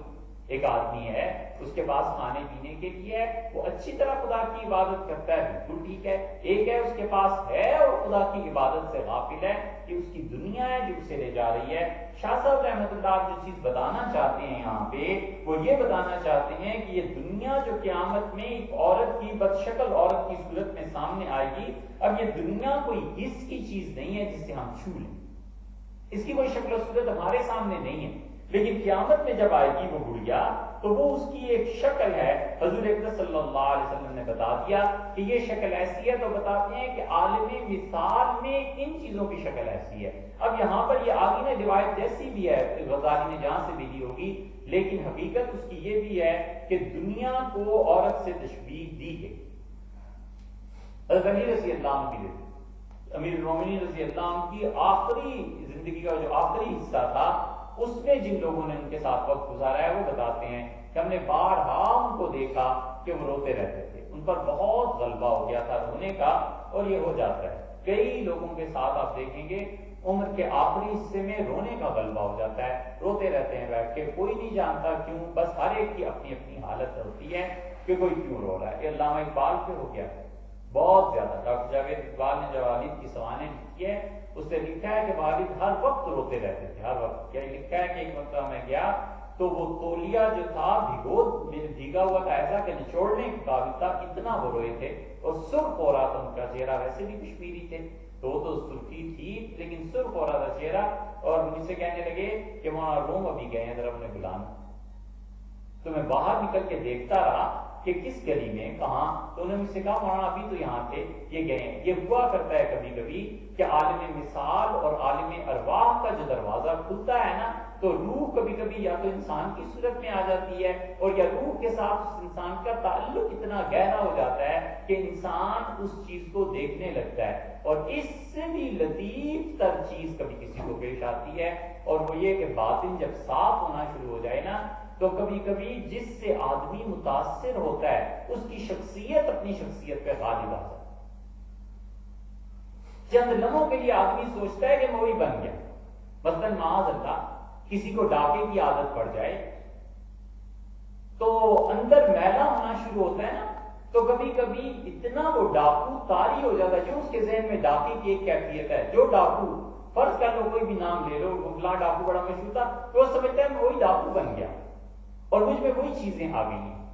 اسی طرح نیکی کے کام میں بھی ہوا کرتا ہے کہ نیکی اور تقویٰ کسی انسان پہ غالب آ جائے تو کبھی کبھی اسے محسوس ہوتا ہے کہ خود ہی اپنا شیخ بن گیا ہے، حضرت کی روح اس میں آ گئی ہے، غلبہ ہو گیا ہے۔ یہ سب چیزیں ایسی ہیں جو عالم روحانیت سے تعلق رکھتی ہیں، ان کا انکار نہیں کرنا چاہیے۔ آدمی کی سمجھ میں نہ آئے تو ایک الگ بات ہے، لیکن یہ ہوتا ہے اور بہت جگہ پہ ہوتا ہے، حتیٰ کہ کافروں کے ساتھ بھی معاذ اللہ کبھی کبھی ہوتا ہے کہ ان پہ کوئی چیز غالب آ جاتی ہے۔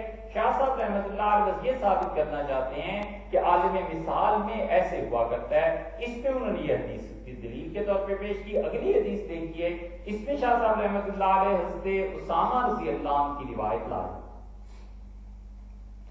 انہوں نے روایت کا ذکر نہیں کیا، صرف یہ فرمایا کہ حل ترون ما ارا، کیا تم وہ چیز دیکھتے ہو جو کہ میں دیکھتا ہوں؟ فانی لارا، حضور اکرم صلی اللہ علیہ وسلم نے فرمایا میں دیکھ رہا ہوں، دیکھو فتنے برس رہے ہیں۔ کہاں برس رہے ہیں؟ تمہارے گھروں کے درمیان، اور ایسے برس رہے ہیں جس طرح کے بارش برسا کرتی ہے، اس طرح فتنے اور آزمائشیں برس رہی ہیں، آزمائشیں تمہارے اندر آ رہی ہیں۔ حضرت اسامہ رضی اللہ عنہ کی اصل میں یہ روایت ہے جو مشکات میں آتی ہے کہ رسول اللہ صلی اللہ علیہ وسلم مدینہ منورہ میں آتام کا لفظ آتا ہے کہ اس پہ چڑھے۔ آتام عربی میں کہتے ہیں ایسی بنا کو، ایسی عمارت کو جس کا چھت جو ہے وہ مربع ہو یا مستطیل۔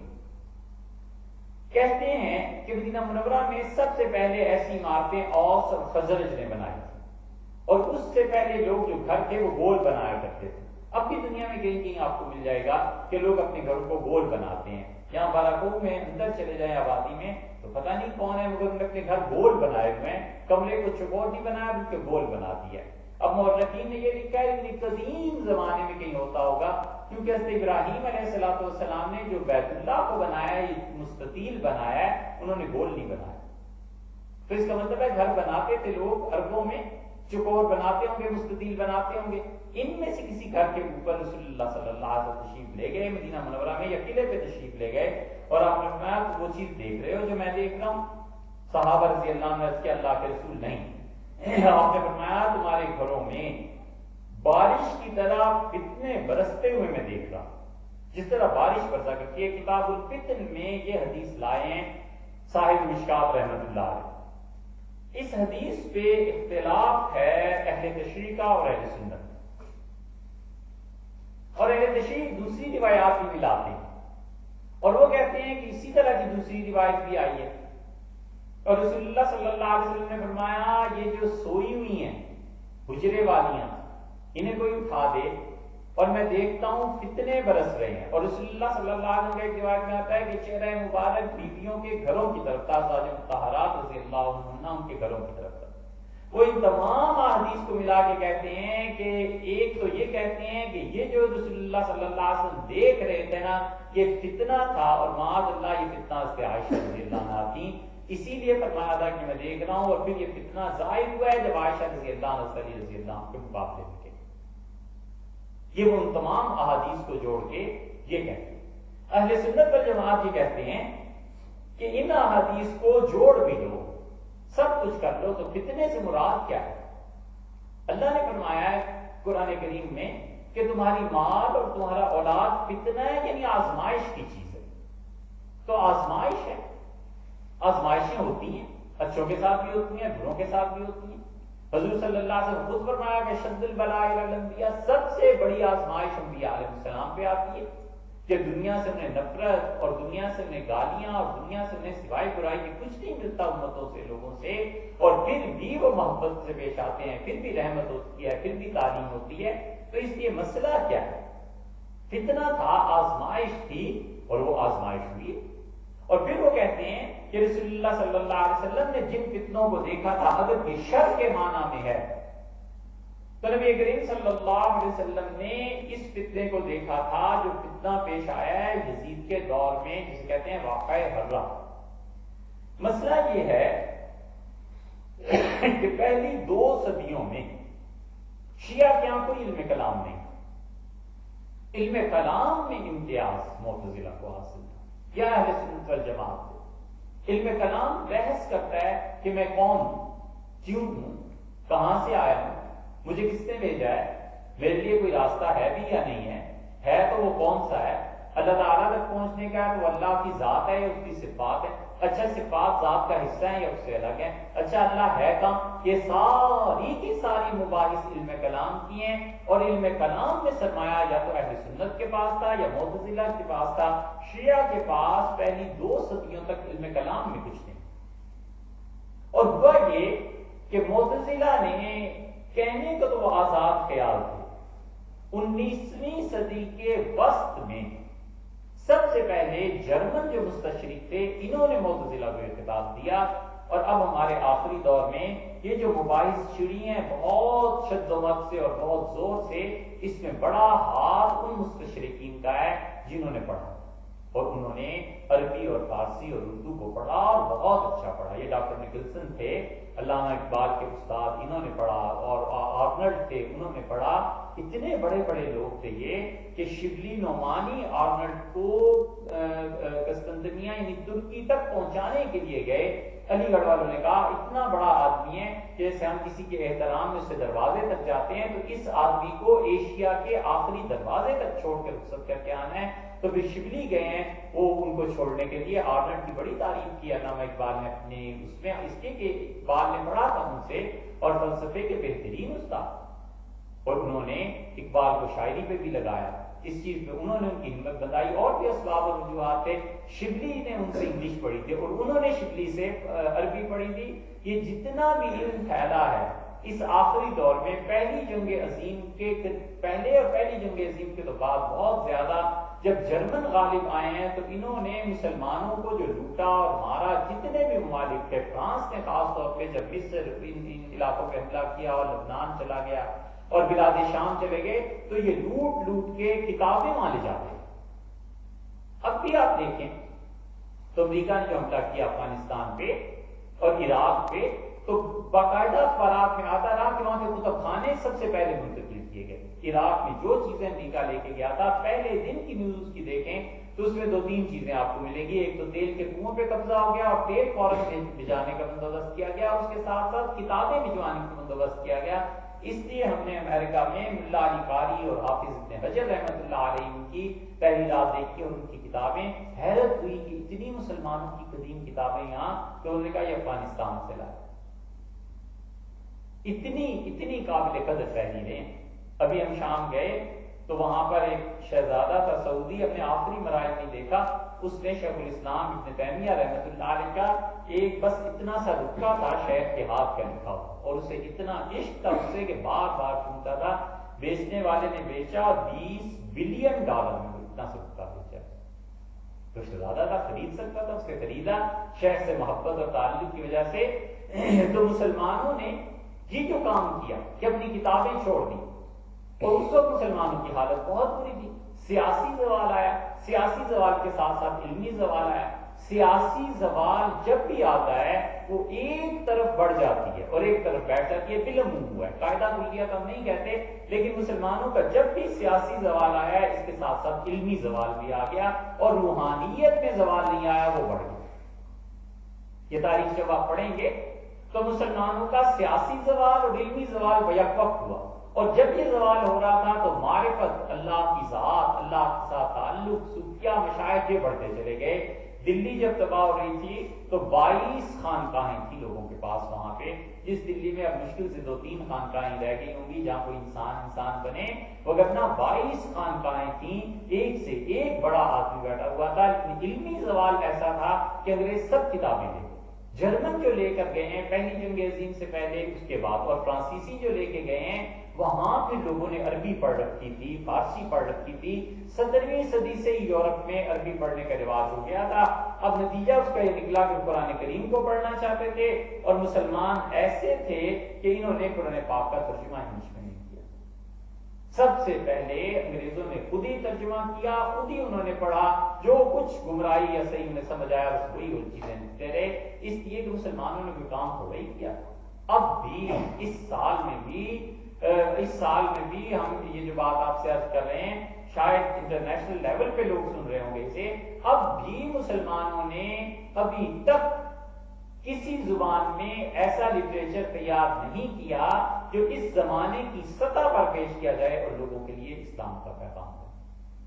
چائنیز میں نہیں، جاپان کی زبان میں نہیں، یہ کروڑوں اربوں ہیں جو ہمارے ساتھ ہیں، ہمارے ہمسائے، کبھی نہیں سوچا کہ ان لوگوں کے دین اور مذہب کا کیا ہوگا، ہم کیا کر رہے ہیں، دنیا کدھر جا رہی ہے۔ انگلش میں حتیٰ کہ وہ لٹریچر آپ بچوں کو نہیں دے سکتے جو بچوں کی ذہنی سطح کے مطابق ہو۔ ایک ہوتی ہے میاں زمانے کی زبان، ہم اس کی بات کر رہے ہیں کہ زمانے کی جو زبان ہوتی ہے نا، وہ ہم نے اب تک نہیں سیکھی، نہ ہم نے اب تک سیکھا ہے۔ زمانے کی زبان ہے کہ آپ کہیں کہ یہ ہوا ہے، یہ چیزیں ہیں، یہ اللہ نے پیدا کی ہیں، اور بس ٹھیک ہے، لوگ مان لیتے تھے، پہلے زمانے کی یہی زبان تھی نا۔ اب آپ بچے کو سمجھاتے ہیں کہ بیٹے یہ جو ہے نا، اس کا ایک فارمولا ہے، یہ ہائیڈروجن ہے، اس کے ساتھ آکسیجن ہے، اتنے مالیکیولز ہوتے ہیں، لیکن دیکھو بیٹے ان سب چیزوں کو اصل میں اللہ نے پیدا کیا ہے۔ یہ اب زمانے کی زبان آ گئی نا، اب اسی بچے کو کہیں گے اللہ نے پیدا کیا، بس چپ کرو، وہ کہے گا پتہ نہیں یہ کیا کرتے ہیں۔ اس لیے معاذ اللہ نسلیں اندر سے مرتد ہو جاتی ہیں، خدا پہ اعتماد اٹھ جاتا ہے، حضور صلی اللہ علیہ وسلم کی احادیث پہ اعتماد اٹھ جاتا ہے۔ وہ بول تو اس لیے نہیں سکتا کہ بولے گا تو فتویٰ لگے گا، بولے گا تو لوگ بھی کچھ کہیں گے، بولے گا تو بیچارہ اسلام سے عزیز بھی ہے، لیکن اس کو سمجھایا کس نے، اس کی اپنی زبان میں یہی چیز انٹرنیشنل لیول پہ ہے کہ ہم ابھی تک اسلام کو اس زمانے کی زبان میں پیش نہیں کر سکے۔ وہ کہتے ہیں تمہارے یہاں بابیاں کیوں تھیں، حضور صلی اللہ علیہ وسلم کی شادیاں کیوں کی تھیں، تم اتنا لڑتے کیوں رہے، یہ چیز ہم میں سے کون ہے جس نے زندگی وقت کی ہو گیا میں ایک ہی مسئلے کو لکھوں گا، سمجھاؤں گا کہ اصل میں مسئلہ یہ تھا، اسلام یہ کہتا ہے، آپ اسے یہاں پہ پہنچ کے غلط سمجھیں، یہ ابھی تک نہیں، ابھی تک۔ تو انگریزوں نے جب کتابیں لی تو پھر انہوں نے ان سے جو نتائج ثابت کیے وہ اپنی مرضی کے تھے، اسی لیے جرمن جو تھے انہوں نے جب اس چیز پر بحث شروع کی کہ جناب یہ کیا ہوا تھا، فتنے کیا تھے، اس میں کیا کیا چیزیں پیش آتی رہیں، تو انہوں نے معتزلہ کی حمایت کی، اس لیے کہ معتزلہ کہنے کو عقلاً آزاد تھے۔ معتزلہ کے یہاں بڑا آسان ہے یہ کہہ دینا کہ صحابہ رضی اللہ عنہ کوئی محفوظ نہیں تھے، وہ تم جیسے انسان ہی تھے، ان پہ تنقید کرتے رہو، تو اس سے زیادہ کھلا دروازہ اور کیا چاہیے تھا۔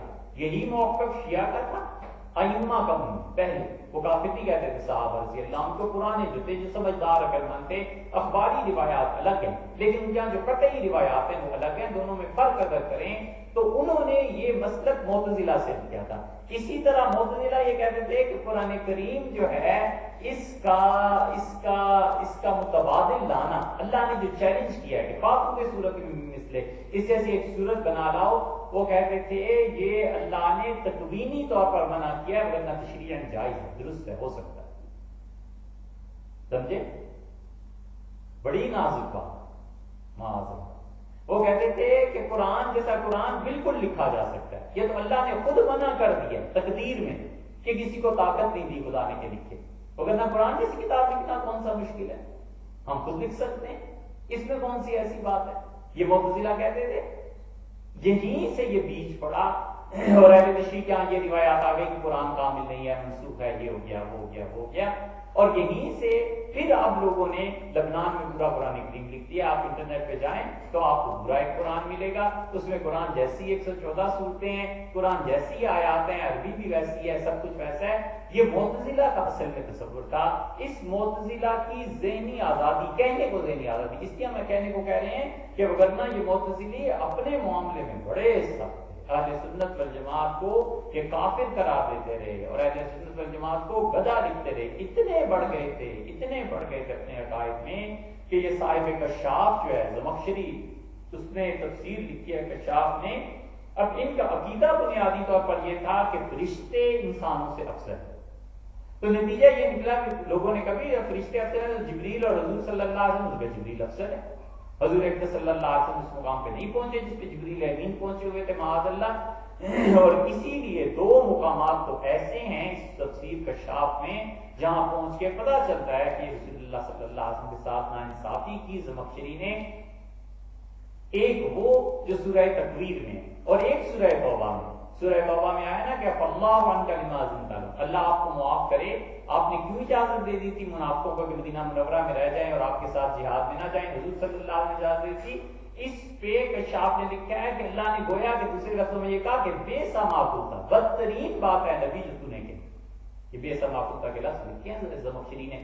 یہ سب کہنے کو آزادی تھی، لیکن حقیقت میں اپنے مسلک میں اتنے پختہ تھے کہ ان کی جب حکومت میں اثرات آئے ہیں تو انہوں نے حکومت وقت کو مجبور کیا کہ جمعے کے دن منبر پر بیٹھ کے اہل سنت والجماعت کو گالیاں دو، کافر کو ان پہ لعنت بھیجا کرو.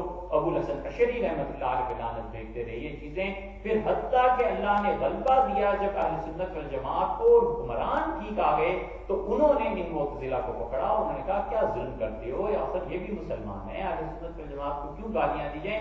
پھر معتزلہ ہٹنا شروع ہوئے یہاں تک کہ آخری قلعہ ان کے پاس خارزم رہ گیا تھا.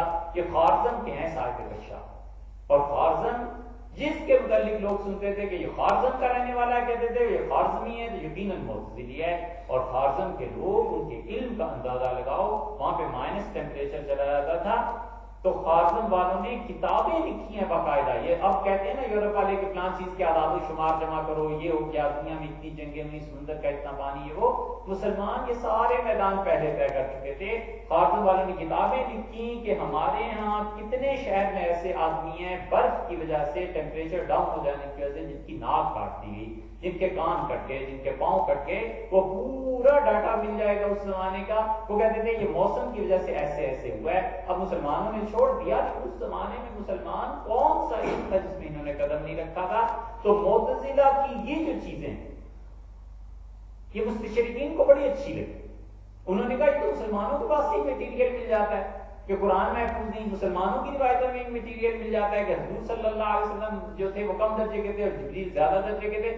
انہوں نے اس میٹیریل کو استعمال کیا اس وقت بھی اور اب بھی.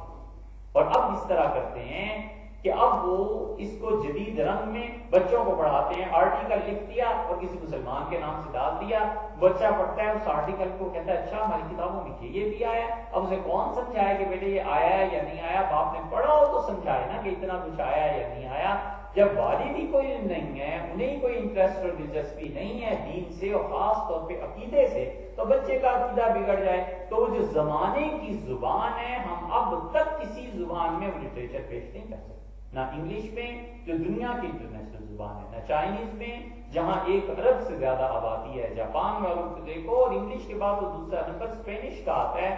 اسپین کی زبان میں ہم نے کون سا ایسا لٹریچر لکھا ہے جس کو ہم دیں غیر مسلموں کو اور ہم کہیں جناب اسے پڑھیے، یہ ہے اسلام. باندیاں کیوں بنی تھی؟ اس کی وجہ یہ تھی. غلام کیوں بنے تھے؟ اس کی وجہ یہ تھی. اسلام نے شادیوں کی اجازت کیوں دے دی؟ یہ وجہ تھی.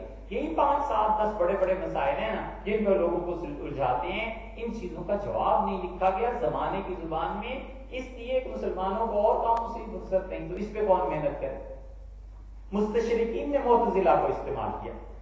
معتزلہ انہوں نے کیا کیا، جتنے ان کے اصول تھے علم کلام میں، اس کو پھر آہستہ آہستہ شیعہ نے لے لیا.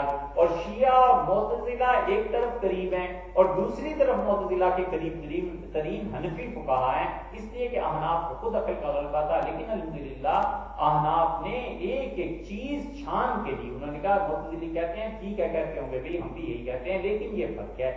شیعہ نے کہا جو انہوں نے کہا بس ہم منوان لے لیتے ہیں. اس لیے 3 4 صدی کے بعد جا کر شیعہ میں علم کلام آیا. اور اب تو اللہ ماشاء اللہ شاید ہی کوئی ہو شیعہ میں پورے شہر میں جو علم کلام کو جانتا ہو کہ ہمارے عقیدے کیا ہیں، وگرنہ عمومی طور پر لوگ محرم کے ماتم کو سمجھتے ہیں یا ان چند ایک رسموں کو، وگرنہ اہل تشریع میں بھی وہ جو علمی تنتنا ان کو کسی زمانے میں اہل توحید کہتے تھے. یعنی خدا کی توحید اگر کہیں محفوظ ہے تو شیعت میں، اور یہ کہتے تھے کہ جادو کا اگر کوئی انکار کرتا ہے تو صرف شیعہ کرتے ہیں، جادو کا انکار کوئی نہیں کرتا، اہل سنت نہیں کرتے، ہم نہیں کرتے، ہم کہتے ہیں جادو ہوتا ہے۔ شیعہ حضرات انکار کرتے تھے، کہتے تھے ہمارا عقیدہ یہ ہے کہ جادو کا وجود دنیا میں پایا ہی نہیں جاتا۔ اب دیکھو جس شہر میں جتنا بڑا عامل ہے وہ اپنے مسلک کو شیعہ کا اظہار کرتا ہے، اس لیے کہ ان جاہلوں کو پتہ ہی نہیں ہے کہ مسلک کیا تھا کیا نہیں تھا۔ کسی زمانے میں عروج تھا، تنتنا تھا، علم کلام تھا، اور شیعہ حضرات اس پہ بحث کرتے تھے، لکھتے تھے، معتزلہ سے لیا ہوا تھا، اور معتزلہ کی دوسری طرف یہ تھی۔ اب یہاں جو حضور صلی اللہ علیہ وسلم نے یہ جو فرما دیا کہ میں دیکھتا ہوں فتنے نازل ہو رہے ہیں، تو شیعہ حضرات نے یہ کہا کہ ام المومنین حضرت عائشہ رضی اللہ عنہا مراد تھی۔ ہم کہتے ہیں فتنے سے مراد تو آزمائش ہے نا، کہ آزمائشیں آ رہی ہیں، اب آزمائش میں کون کامیاب ہے کون ناکام ہے، یا کامیاب اور ناکام کے درمیان ایک اور راستہ ہے، وہ یہ کہ ایک آدمی اخلاص سے کام کرے اور کام پھر واقع اللہ کے نزدیک درست کام۔ مثلا ایک بچے نے پیپر میں جواب لکھا، جواب اس نے اپنی طرف سے بالکل ٹھیک لکھا، باہر نکلا تو اس نے دیکھا جب پیپر تو اس نے کہا میں یہ کیا لکھایا ہوں، اس کا تو جواب یہ تھا، یہ نہیں تھا۔ بچے نے محنت کی، سب کچھ آتا تھا، جواب لکھنے میں غلطی۔ بالکل اسی طرح بارہا ہوتا ہے کہ انسان بڑی محبت سے، تعلق سے، اخلاص کے ساتھ ایک کام کرتا ہے، لیکن پتہ چلتا ہے کہ یہ کام غلط ہو گیا۔ ڈاکٹر کوئی دوائی جان بوجھ کے تھوڑی دیتا ہے کہ کوئی مر جائے، وہ تو دعا بھی کرتا ہے اللہ سے، جو مشفق اور مہربان ڈاکٹر ہوتا ہے، اس کے باوجود چیز غلط ہو جاتی ہے۔ ماں باپ پیسہ دیتے ہیں بچے کو، بیٹے آپ رکھیں کہ اسکول میں کام آ جائے گا، بچہ جا کے اب فلم اگر اس پیسے دیکھ آئے تو ماں باپ کی شفقت میں تو کچھ نہیں نا، انہوں نے تو اخلاص سے لیا۔ اسی طرح حضرت علی رضی اللہ عنہ کے مقابلے میں جتنے بھی لوگ آئے، حضرت طلحہ، زبیر، حضرت عائشہ رضی اللہ عنہ وغیرہ وغیرہ جتنے بھی آئے ہیں، ان سب کے متعلق ہمارا عقیدہ یہ ہے کہ ان سے یقیناً اجتہادی طور پر غلطی ہوئی، لیکن ہم یہ نہیں کہہ سکتے کہ وہ گناہگار تھے، جان بوجھ کیسے کرتے رہے، سیاسی حالات تھے، انہوں نے جس چیز کو بہتر سمجھا اسے اپنا لیا۔ یہ الگ بات ہے کہ بعد میں نتائج اس کے کیا نکلے، لیکن وہ لوگ اپنی نیتوں میں مخلص تھے، اپنے کام میں مخلص تھے۔ یہ نہیں ہے کہ جان بوجھ کر کچھ گڑبڑ کر۔ سیدنا علی رضی اللہ عنہ جو مدینہ منورہ سے نکلے ہیں بصرہ کے لیے، جیسے عائشہ رضی اللہ عنہ کی بات کر رہا ہوں، جس کو شیعہ کہتے ہیں کہ وہ آزمائش تھی یا فتنہ، وہ تو کہتے ہیں، ہم کہتے ہیں یہ آزمائش تھی۔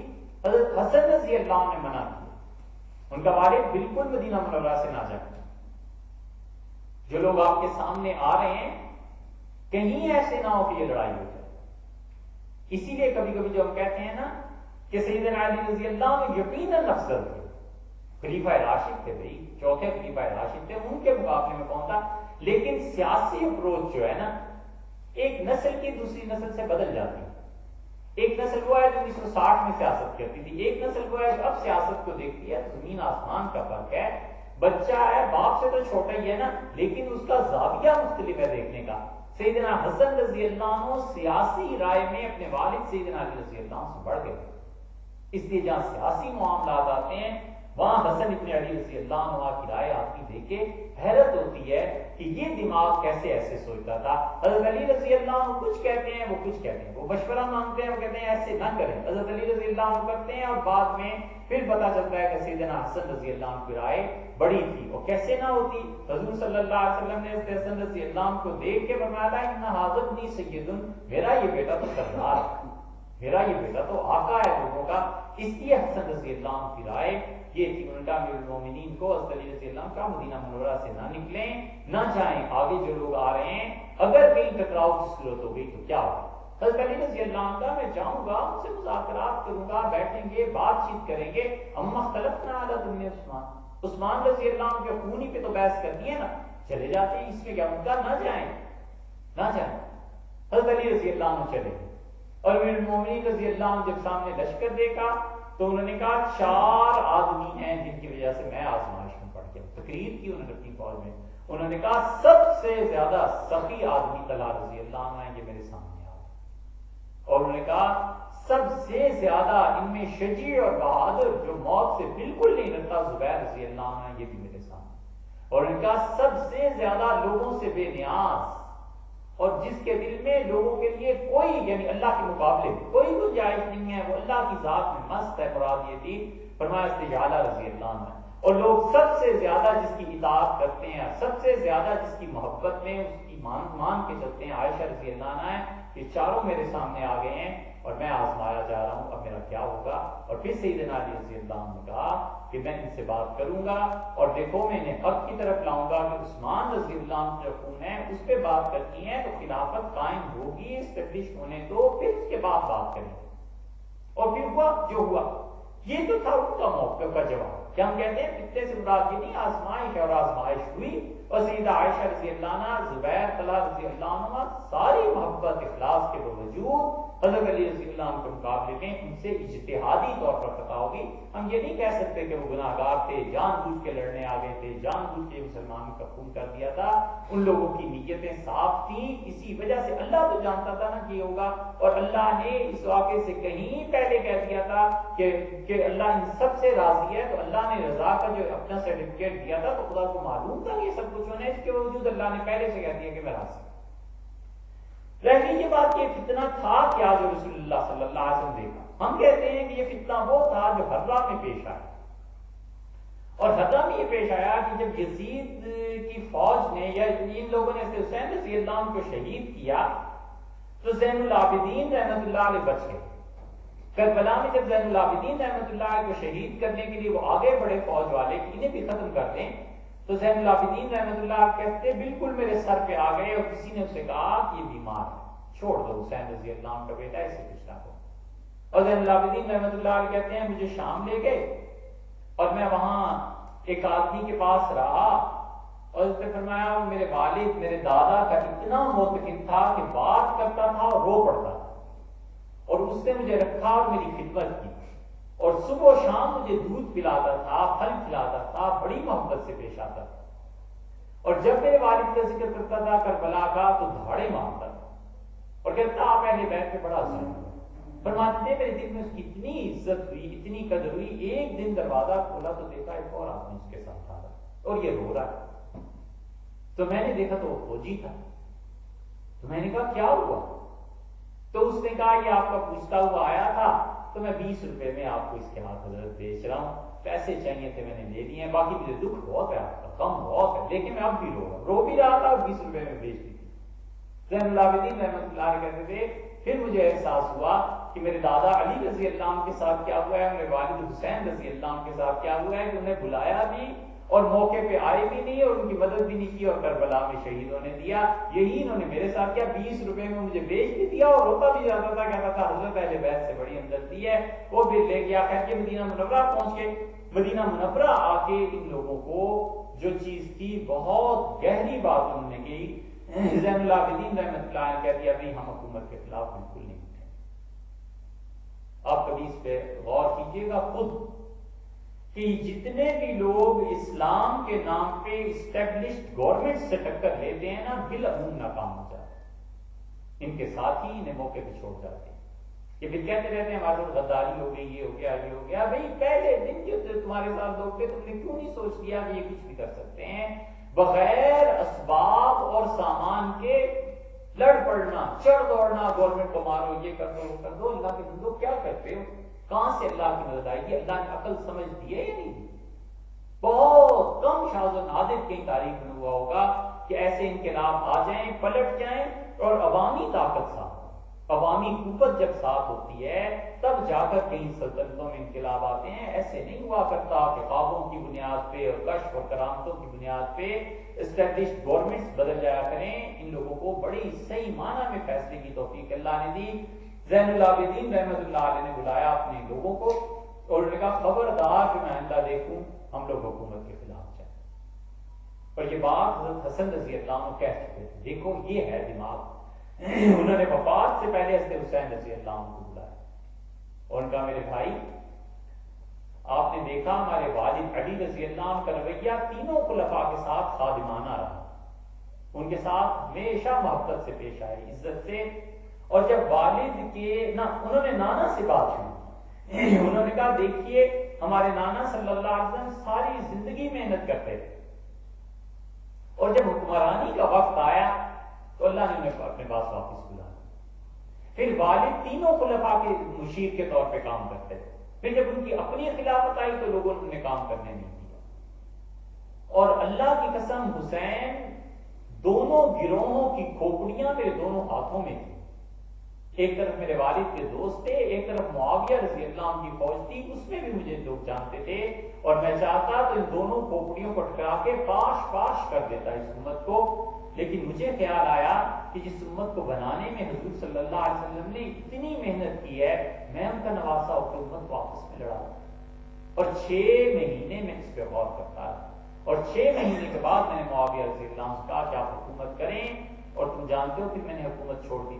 حسین رضی اللہ عنہ کا جی کہنے لگے حسین میرے بعد لوگ تمہیں معاویہ رضی اللہ عنہ کے خلاف لائیں گے، ہمارے والد کے دوست، اور وہ کہیں گے اٹھو حسین، نکلو حسین. کبھی نہ جانا میرے بھائی، اللہ نے یہ طے کر دیا ہے کہ علم اور حکمت اور نبوت کے علوم ہماری نسلوں میں رہیں اور حکومت دوسرے کی. اس لیے اپنی نسل میں علم کو باقی رکھنا.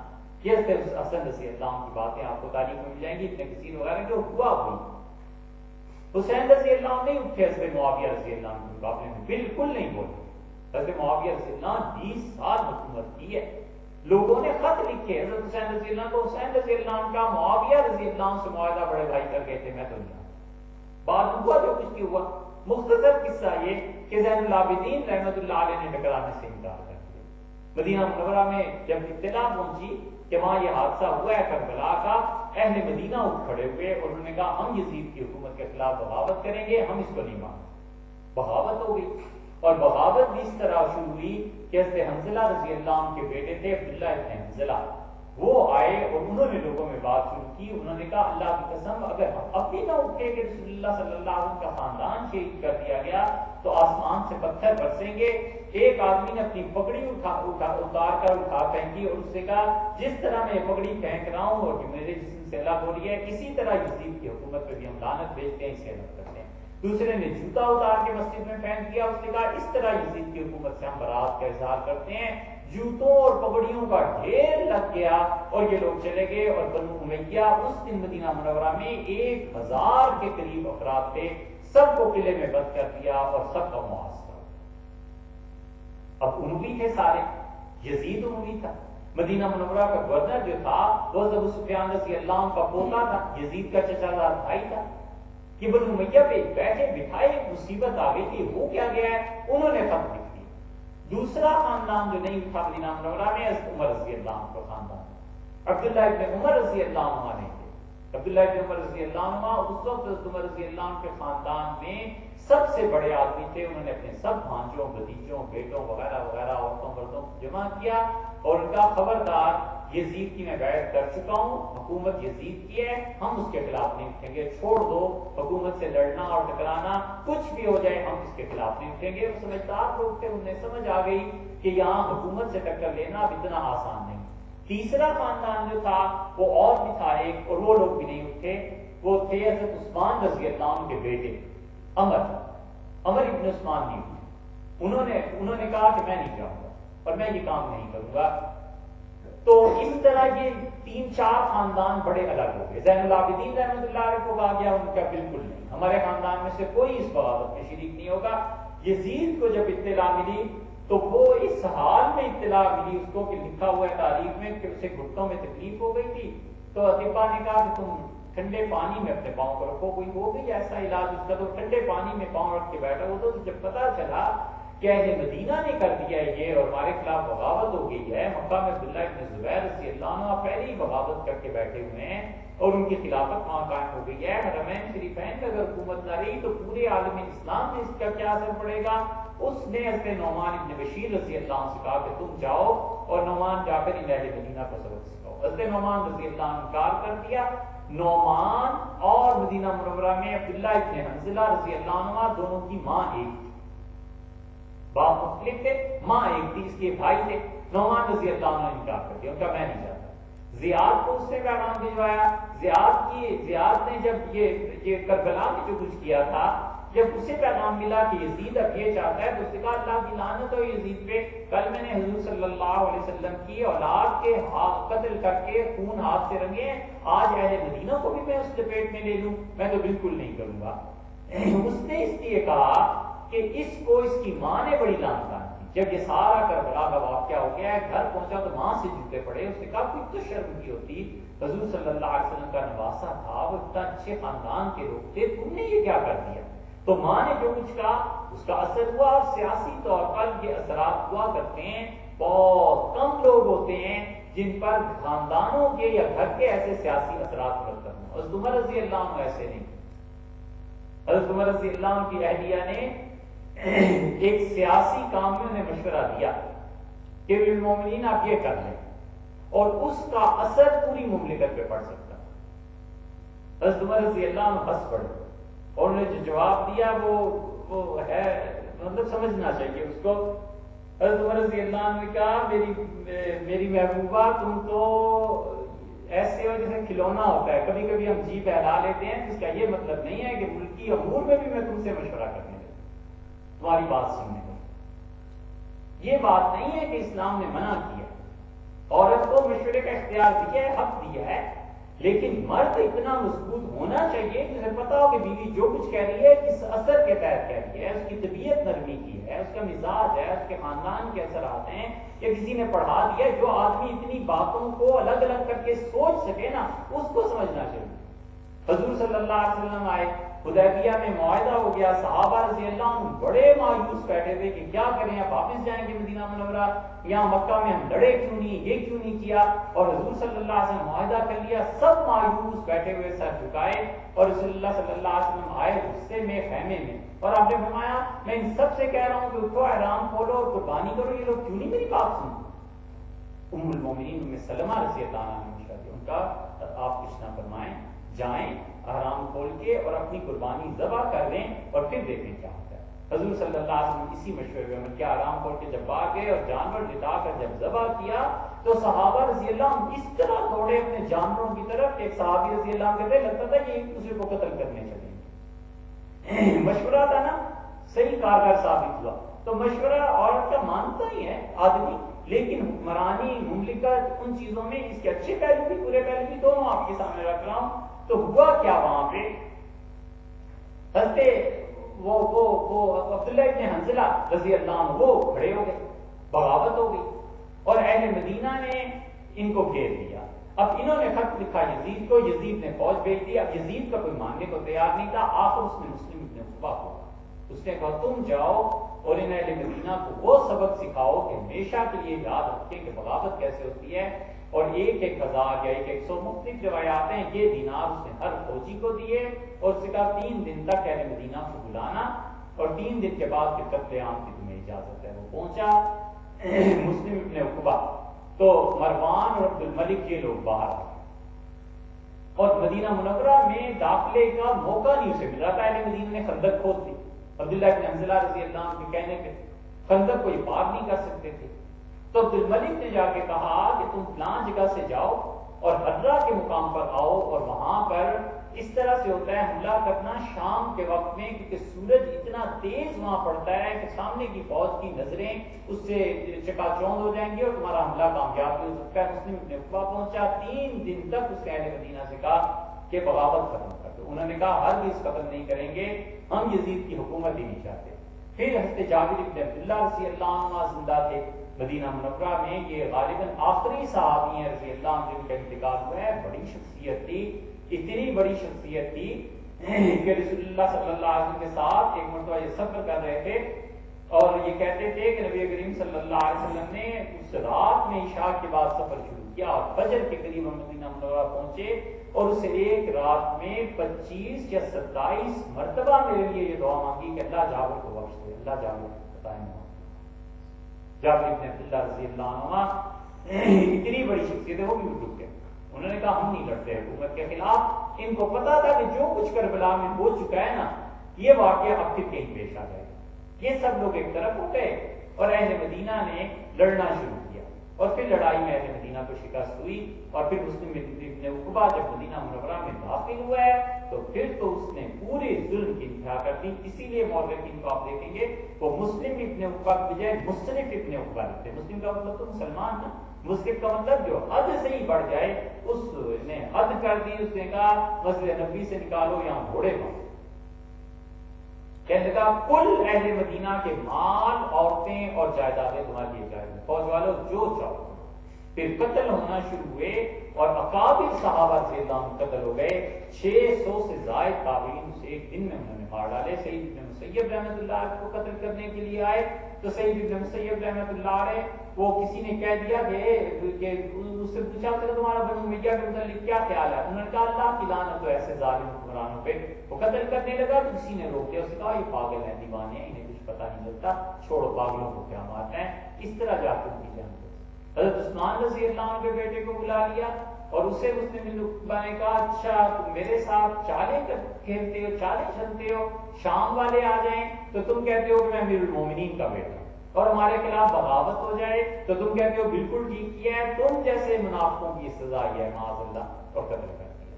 پھر اس کے بعد عبداللہ ابن حنظلہ رضی اللہ عنہ کے 8 بیٹے ان کے سامنے شہید ہوئے۔ ایک بیٹا کسی کا جوان مر جائے عقل آ جاتی ہے، وفات تک اس غم کو نہیں بھلا سکتا، ایسا شدید داغ لگتا ہے۔ ایک بیٹی کو طلاق ہو جائے عمر بھر کے لیے بندہ بیٹھ جاتا ہے۔ کیسے لوگ ہوتے تھے، 8 بیٹے ان کے شہید ہو گئے اور پھر آخر انہیں بھی شہید کر دیا گیا۔ پھر افضل جابر بن عبداللہ رضی اللہ عنہ کی باری آئی، چھوڑ دیا۔ زین العابدین کو لے کر آئے مروان اور عبد الملک دونوں، اور زین العابدین رحمۃ اللہ علیہ کا حال یہ تھا کہ وہ کربلا دیکھ چکے تھے نا، اتنے گھبرائے ہوئے تھے، اتنا خوف تھا ان پہ کہ اور نہ بیٹھ سکتے ہیں نہ اٹھ سکتے ہیں۔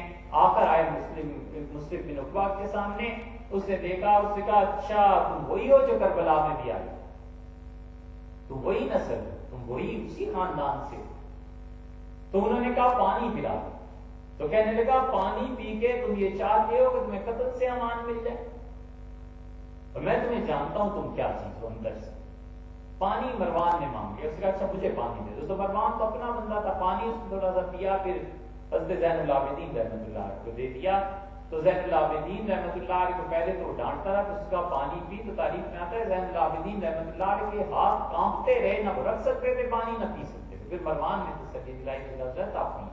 پھر مسلم نے کہا کہ جب چلنے لگا تھا تو اس نے کہا دیکھو حسین کی اولاد کو کچھ نہ کہنا، ہو گیا جو ہو گیا کربلا میں، اب ان لوگوں کو کچھ نہ کہنا، حضرت عمر رضی اللہ عنہ کی اولاد کو کچھ نہ کہنا۔ یہ رپورٹ میرے پاس آئی ہے، یہ ہمارے خلاف بغاوت نہیں کر رہے، اس لیے انہیں کچھ نہ کہنا۔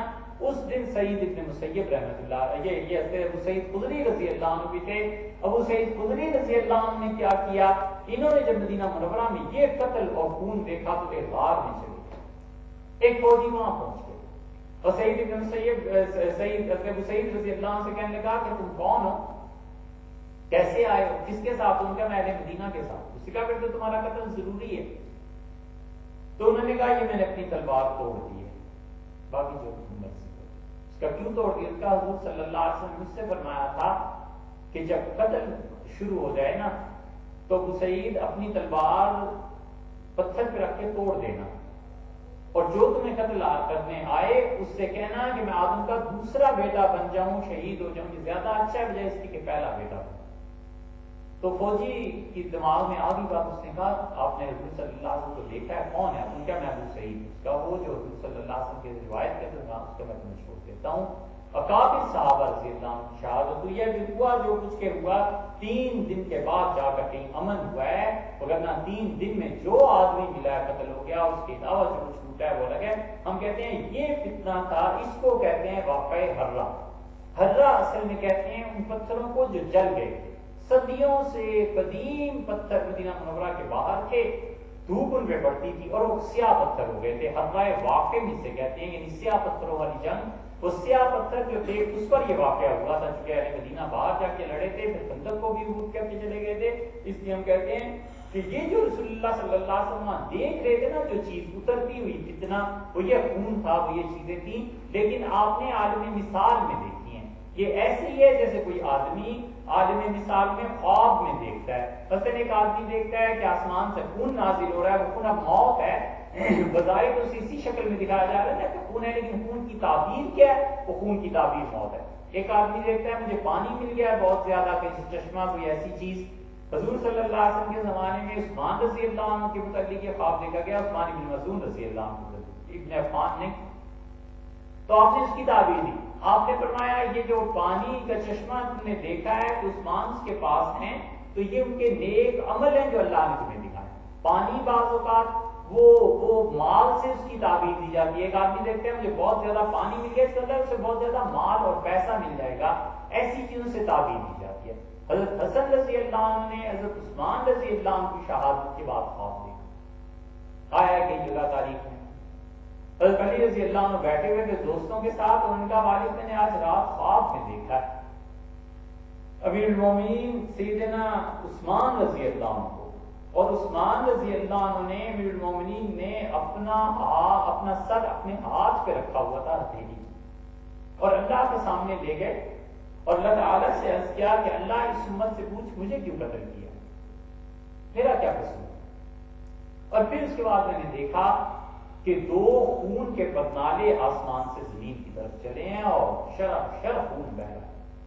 حضرت علی رضی اللہ عنہ کے دوست بھی تو ایسے ہی تھے، وہ سمجھ گئے اس تعلیم. ان کا آپ دیکھتے ہیں حسن کیا کہہ رہا ہے، ان کا جو دیکھا ہے وہی کیا ہے. اسی لیے مدینہ منورہ میں جب عبداللہ ابن عمر رضی اللہ عنہ کو لوگوں نے بلایا نا اور یہ قتل عام شروع ہوا، تو اس نے امان دی حضرت زین العابدین حضرت حسین رضی اللہ عنہ کے خاندان کو کہ انہیں نہیں چھیڑنا، فلاں کو نہیں تنگ کرنا، فلاں کو نہیں کرنا. حضرت عمر رضی اللہ عنہ کے خاندان کو بھی نہیں چھیڑنا.